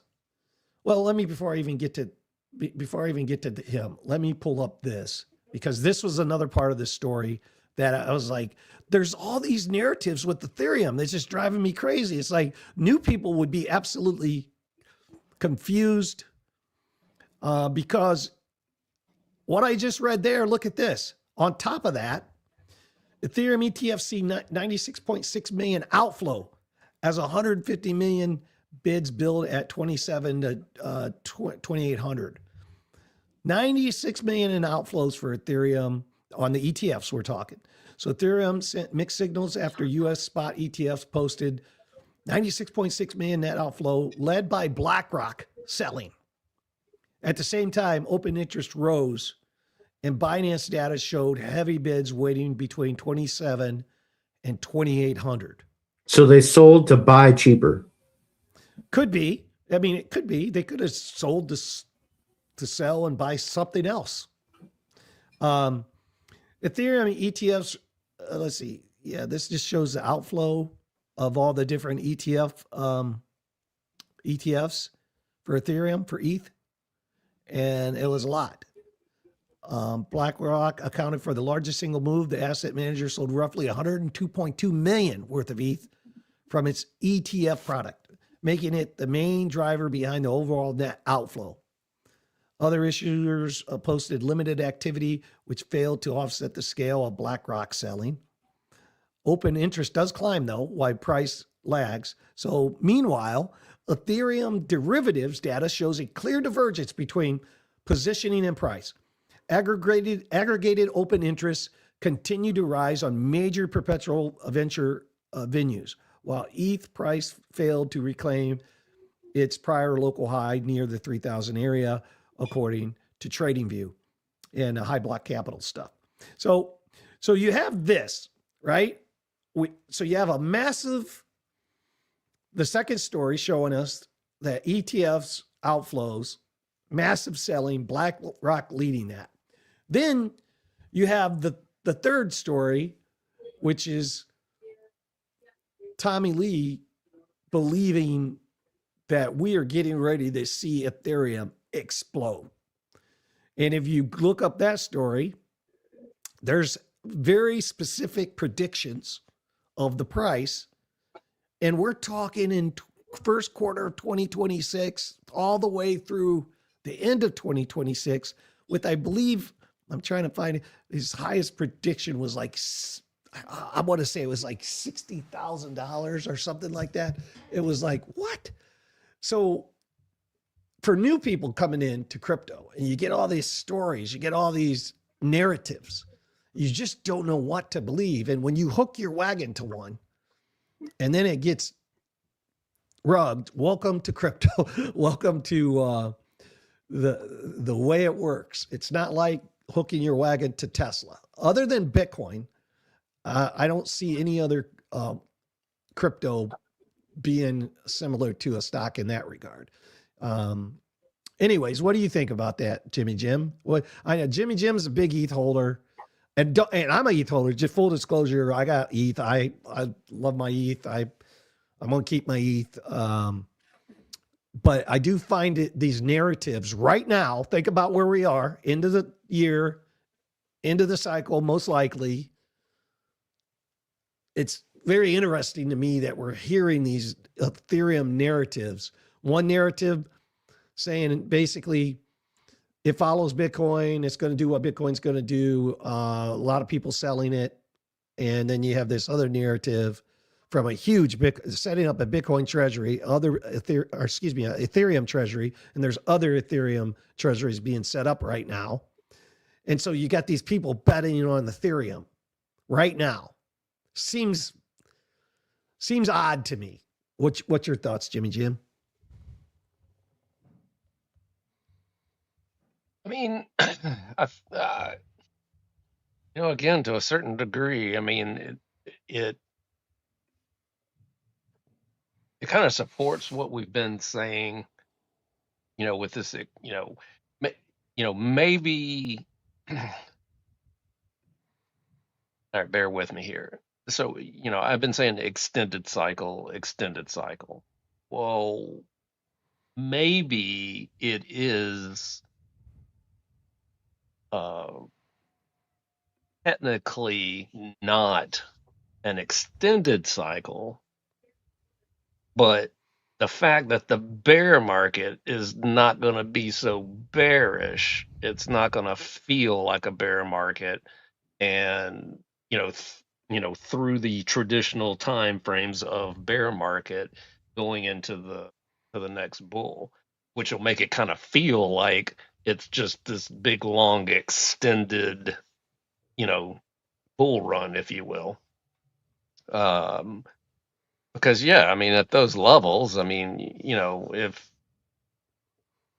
Bitcoin is let's just say down in the 60s, then I would have to imagine Ethereum is down in that $1,400, $1,600 range. And the fact that they're saying there's this big buy orders setting up at these levels, it's like, yeah, I mean, if that continually happens over the next couple of years, well, things don't go so bearish because, the institutional money is keeping it propped up. So the bear market doesn't feel so bearish. And it's kind of more of a, something more subtle of a bear market, I guess. Yeah. It's just where there's smoke, there's fire. There's so much activity and discussion around like Ethereum price point right now. But when you dig into what's going on, you can pretty much see that there is a lot of ETF selling, BlackRock, to Red's point, red, they could be, there's another chart that shows that Bitcoin ETFs are holding up great, right? But the Ethereum ETFs got a lot of outflows. Well, that's big. And there's a bit of a counterbalance narrative as well that's pushing altcoins down and preventing what we're seeing of an altcoin season. And also, this is the perfect opportunity and time as we're priming for the next phase of markets for our niche markets to come up, which is why we're seeing those media coins like that, whatever that sound token was, or that producer token. And then, of course, privacy is still a very much big thing. But yeah, sorry. No, it's perfect, Crash. Yeah. There's these narratives that I think they surface at a time. Sometimes they're planted, right? Sometimes these narratives are planted and they get you looking this way, really, when you need to look this way.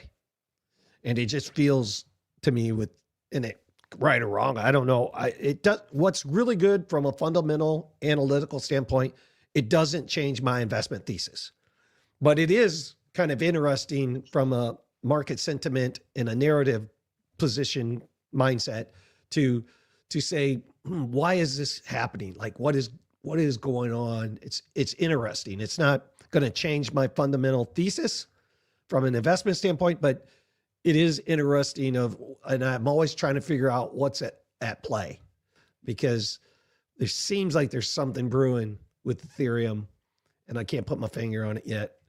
And I'll do like everybody else does.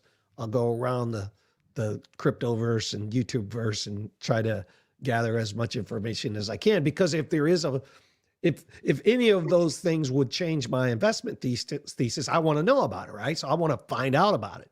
So that's what we're always trying to get to, is really from a standpoint, is this going to change my investment thesis? And when I say investment thesis, I'm not saying trading thesis, I'm saying investment thesis. So trading side of things, totally different.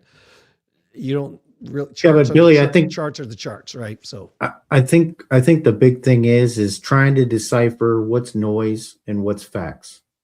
And I believe there's an agenda behind Tom Lee's statements. It's called, he spent a lot of money on ETH and he's trying to use you as exit liquidity. I mean, let's just call it what it is. I mean, when you own ETH, of course you're going to say ETH's going to go to $20,000 by the year 2026. And I've worked for JP Morgan for 35 years and I've predicted all of these. Come on, guys. He said $7,000 to $9,000. We're sitting at what, 2,900 right now? I mean, we're not even at 6-7. Way off, man. Stop listening to these people. Dave's trying to come up with your own investment thesis. Stop listening to these people, because they're never right. Their predictions are never right. 100% agree with Red, and it looks like most of the chat also agrees. Who the heck is Tommy Lee, and why do we care what he's saying? He's not paying my bills. Why do I care what he's saying? I'm paying my bills. Andrew, you're right. I'd rather walk up on a bear in the woods if I have to walk up on something. A bear. I'd rather walk up on a bear than a bear and 3 cubs, right? So I wouldn't want to walk up on either one of them. But if I had to pick between those two, yeah, I don't want the cubs, man, because bad things happen when mama and the cubs are around. So I agree with that. No, you're right, Red. I mean, there's always gamification, man. Somebody always has an angle. And it does matter when you're big enough to move price action. And guys like Saylor, guys like on the east side, Tommy Lee are mega whales. And so why do we care? Well, we really don't care. It doesn't change my investment thesis, right? But I'm always trying to figure out what the gameplay is. So just like Saylor, he really created some very spectacular financial products that were different than just owning Bitcoin. And the way he did it, the way he created even his original Bitcoin with the Dutch auction to go to his board and basically sell them on the idea that they want to become a Bitcoin strategy, a Bitcoin company, in the marketplace of business in Wall Street. Just unheard of, man. Massive stones right there. And leadership. And so likewise, we all know that Michael Saylor believes in Bitcoin, the ethos, and also wants the price to go up too. We know that. And that's what Tommy Lee wants. He wants Ethereum's price. He wants Ethereum to do what Bitcoin's doing. And will it do it? I don't know. But I do know this. I have Ethereum. Now, if I didn't believe in Ethereum, I wouldn't be having it. So I do believe in Ethereum. And I would love to see that price go up to some of his predictions, man. That would be, and I know Jimmy would too, right, Jimmy? Sure. That'd be nice. Yeah. Wouldn't be mad at that. Wouldn't be mad at that, man. I mean, it does seem like too, though. I mean, Michael Saylor, it seems like all of his intentions were good, right, with everything that he's done for Bitcoin. But it seems like it kind of ended up backfiring because you don't make money until you take profit. I mean, that's just the way that this game works. And if he takes profit, that's dangerous for Bitcoin. So if Tommy Lee's going to do the same thing, I don't know that it's a win-win for the industry. Well, don't quote me on these numbers, but we just saw that he has 60 billion, basically 59 something billion of Bitcoin. Saylor. Don't quote me on this, but you do Google research or use AI, but on that 60 billion of value, I'm pretty sure he's only got a few billion of cost. And in other words, he had a company and he bought that with OPM. So like true cost is OPM. All of it. I mean, but even with OPM, if you round trip it, it's a round trip. Sure, but when you get down to, thinking bare bones minimum, if you have a dollar bill in your wallet and you end up keeping your dollar bill and you use someone else's $50 to make your someone else's $50 to make you $100, now you have $101 in your billfold. Well, I'm just saying you need to put in your billfold. Otherwise, you don't have it if it's not realized. Well, I mean, that's true, but and especially if they're coming like after he started him. from zero. He's a target. No, but he's a target now. And if they're really coming after him, I mean, his name is strategy, so he's going to have to be super strategic. That's all I'm saying. And I'm not saying that I have that strategy mapped out of my head because I don't. But if big money is coming after him, he's going to have to figure out a game plan because those guys have been playing the game a lot longer than him. They have, and they have big teams. And so the only way to stop you don't have any money unless you take profit. Well, he could be in a position where he doesn't have to make money, Dave. You see what I'm saying? So if you have in your bank account $1 billion, you're already a billionaire yourself. So your legacy is to keep this going. So no, but my point isn't that he needs the money. I'm saying that if they can come up with an attack that takes it all, he's screwed. Oh yeah. I'm not saying that if he needs it, because I don't know what he needs or not. I think his last business has failed, but I don't know if he needs the money or not for his personal life. But if he's a target and the people have real ammunition that they could come in and do what they plan on doing, that's big. I'm not saying that he needs it. I'm just saying that if they can turn all his profits back into a round trip, that sucks. Or even a loss for him. And they can, that's the world we live in. I mean, there's no one person that can take on any of that, Yeah, I took us down. We were on the ETH path, and I kind of made an analogy with Saylor, but I do want Crash to pull up the ETH chart. Let's take a look at ETH, Crash. Yeah, and while he's pulling that out, I was just saying that Tommy Lee's the same. If he's going to do the same thing with ETH, that's going to be a huge sell point that's available in the future if he, gets the percentage like Michael Saylor has done with Bitcoin. Yeah. I mean, just like Luna, they target those folks and they shut them down. They crack them. Yeah. Yeah. And you were saying something about, what was it, 16K or 12K or 1200, 1600 or 1200? Yeah. No, well, I don't think Jimmy said that if Bitcoin has its retrace in the 70s, he would see that. Imagine Bitcoin to be or Ethereum to be at around 1,600 or something like that. Yeah, there you go. He wouldn't be surprised. I mean, it's very, very much possible. That's kind of where the strength line was when it was crossing through, and in terms of the price action crossing through it. I can see that happening and why that would, but this is kind of more the value range with our high, our center, and our low that I would peg it at for the next moves down.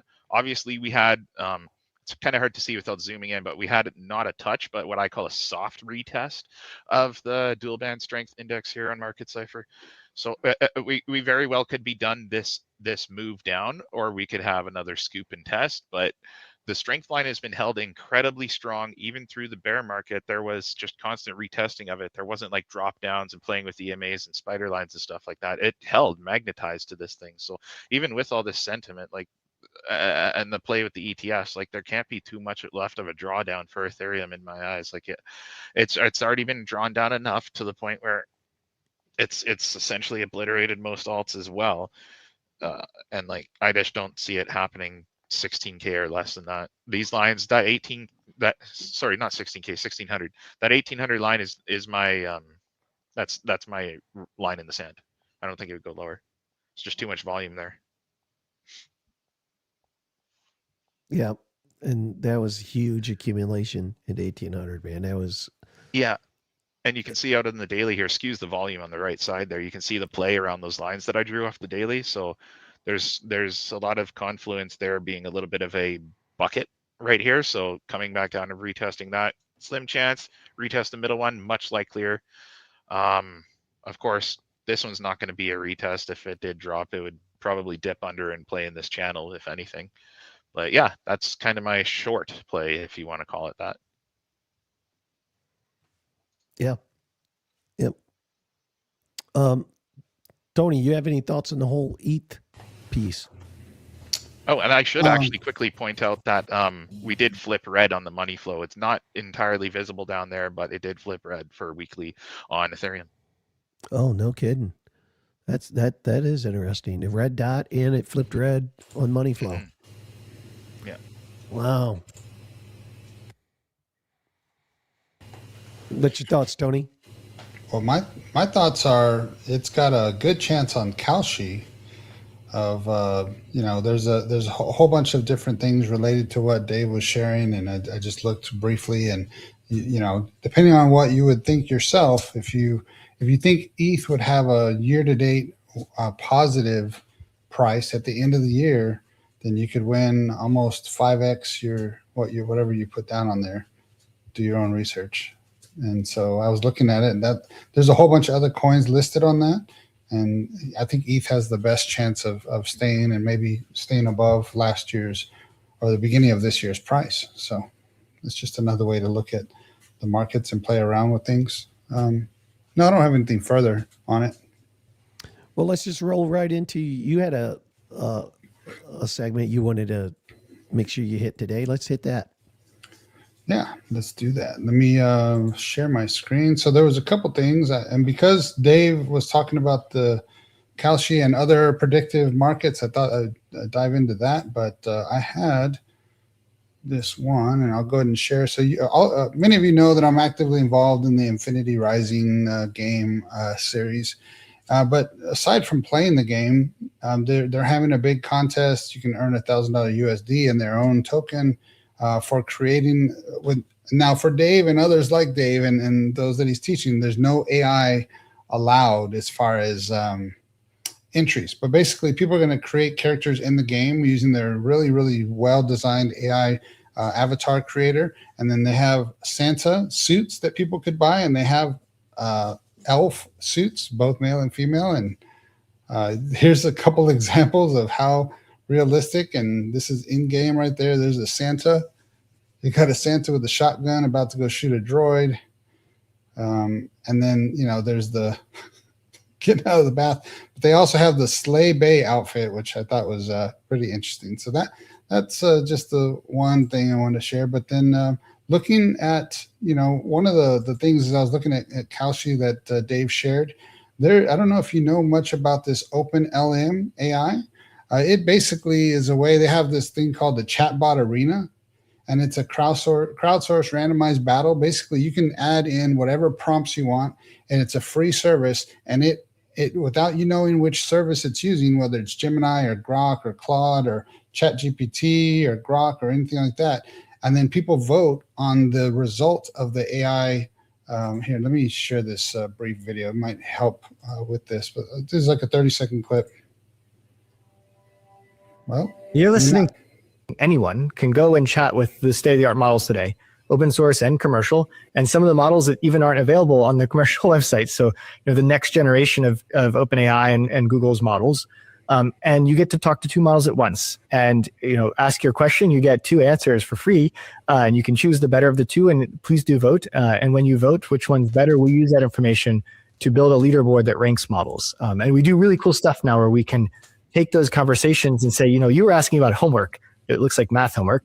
We can now segment the feedback you give us into different categories. So we can say, look, these models are better at math homework, but not so good at writing a funny story.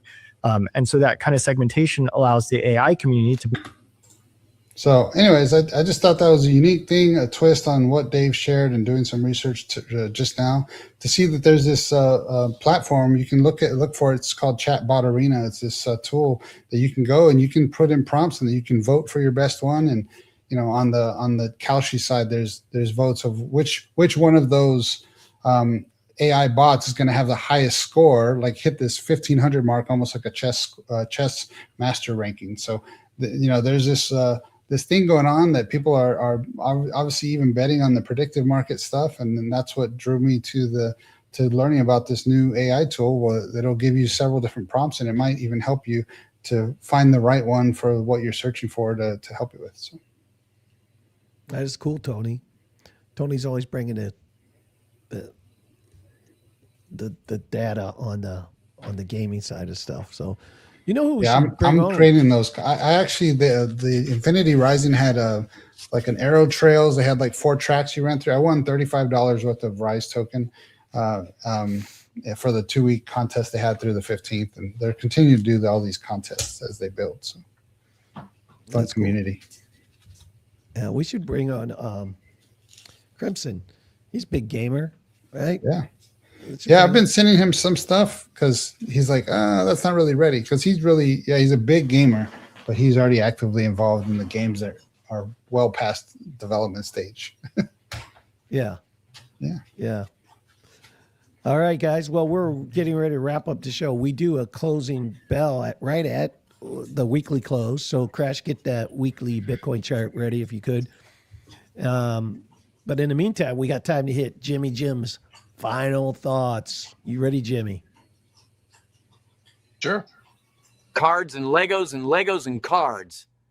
What is a handsome man like me supposed to do?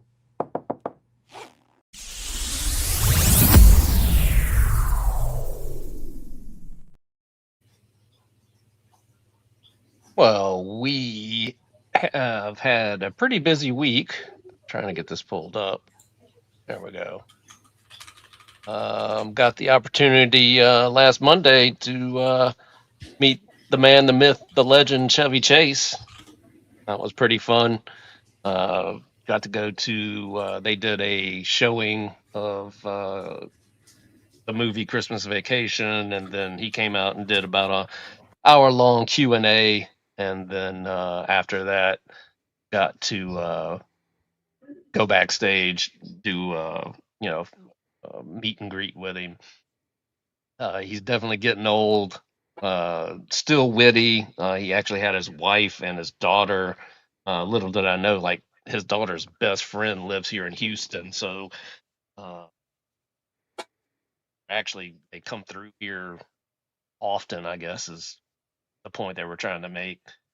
But his wife definitely had to remind him of some things, and they talked about, just how being in front of a big audience like that was actually pretty intimidating.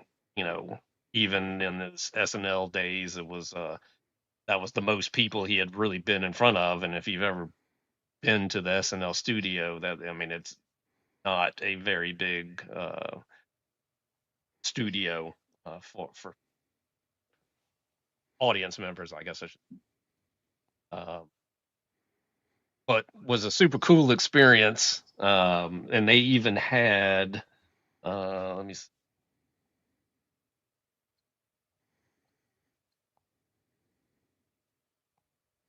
Who's the young guy in the chair standing next to the old guy in the black jacket? Sitting in the chair? Just mess with you. Or there you go.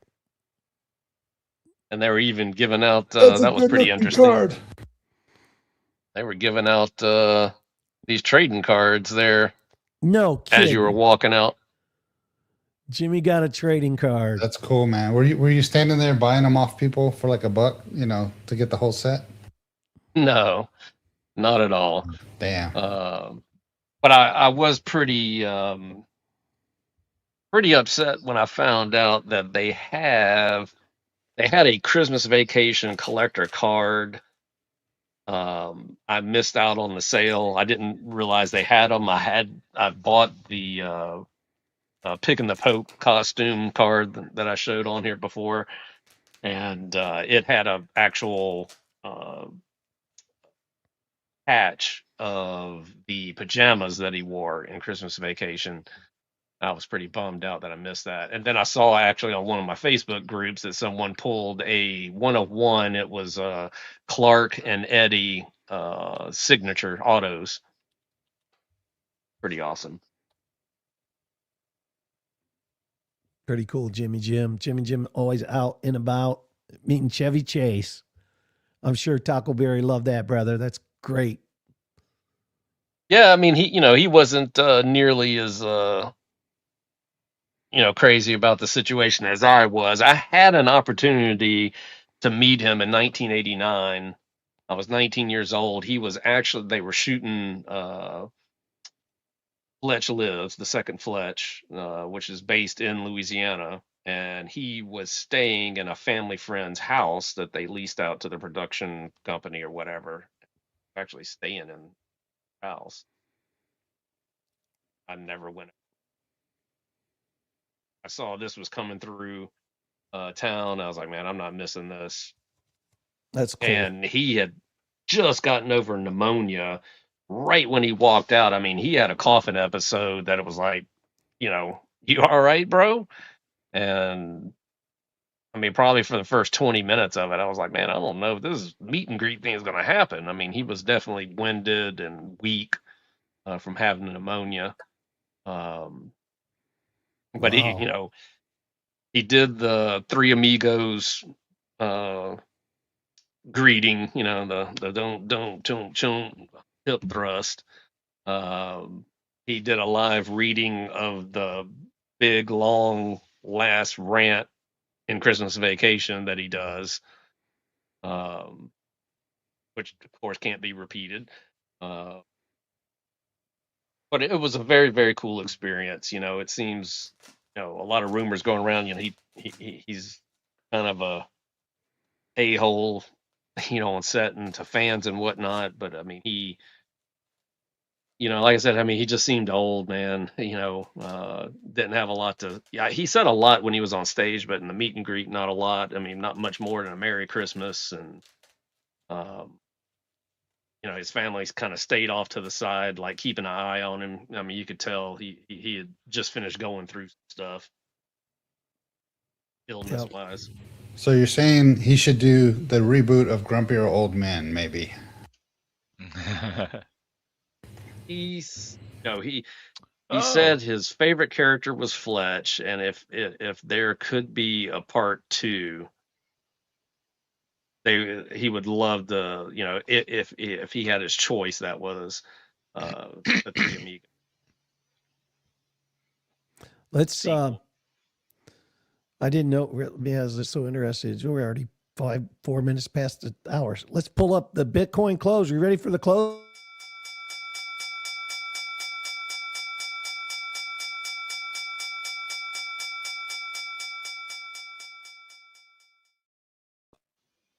What do we do, Crash, for the week? There it is. We're looking at a close of 88,700 approximately. plus or minus a few bucks there, but we did produce a green dot about time on the weekly. Let's see if that holds leading into market open tomorrow. Can you center up the last 4 weeks and make them real big for us? Yep. Yeah, perfect. All right. Yep. Okay. Yeah. Let's see. I don't know if those 3 wicks to the left of us to the downside are a good sign. I think that they're not, but we'll have to see. No, and there's a lot of indecision because our strength numbers, as tiny as they are on the screen, I'll tell you right now, the top and bottom are both 8s. So there's even pressure on both ends right now. And in conjunction with the continuous spread of our RSI and stochastics, this feels like it's going to teeter more to the downside, in my opinion. It might even invalidate this green dot or produce a second red. Ready? Yeah. I think we go lower. I think we got some room to go down. Lower it is. All right, guys. Well, thank you so much for being here, hanging out with us. We appreciate it. And we can't wait to see you Open the club on Tuesday. On Tuesday on our X Space, we're going to have a Creator Christmas X Space, Tuesday, 8 p.m. Eastern time. And then we're also this Thursday, Christmas Eve, going to be doing our book reading with Miss Teen Crypto, Randy Hipper. So we appreciate you guys stopping in for that. We're going to have a good time. Until next time, we will see you. Stay safe. We love you.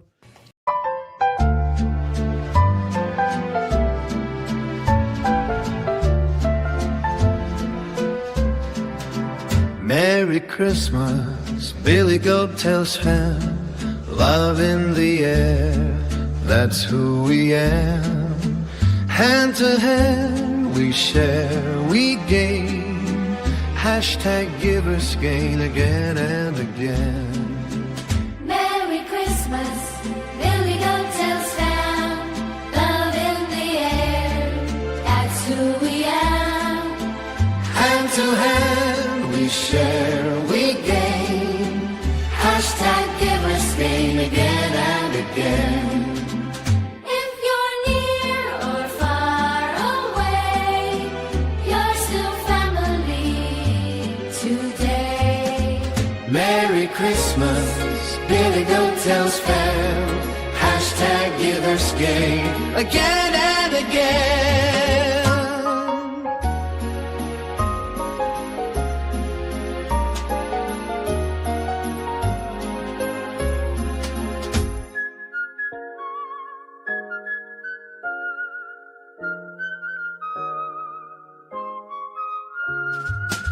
Merry Christmas, Billy Goat tells fam. Love in the air, that's who we am. Hand to hand, we share, we gain. Hashtag givers gain again and again.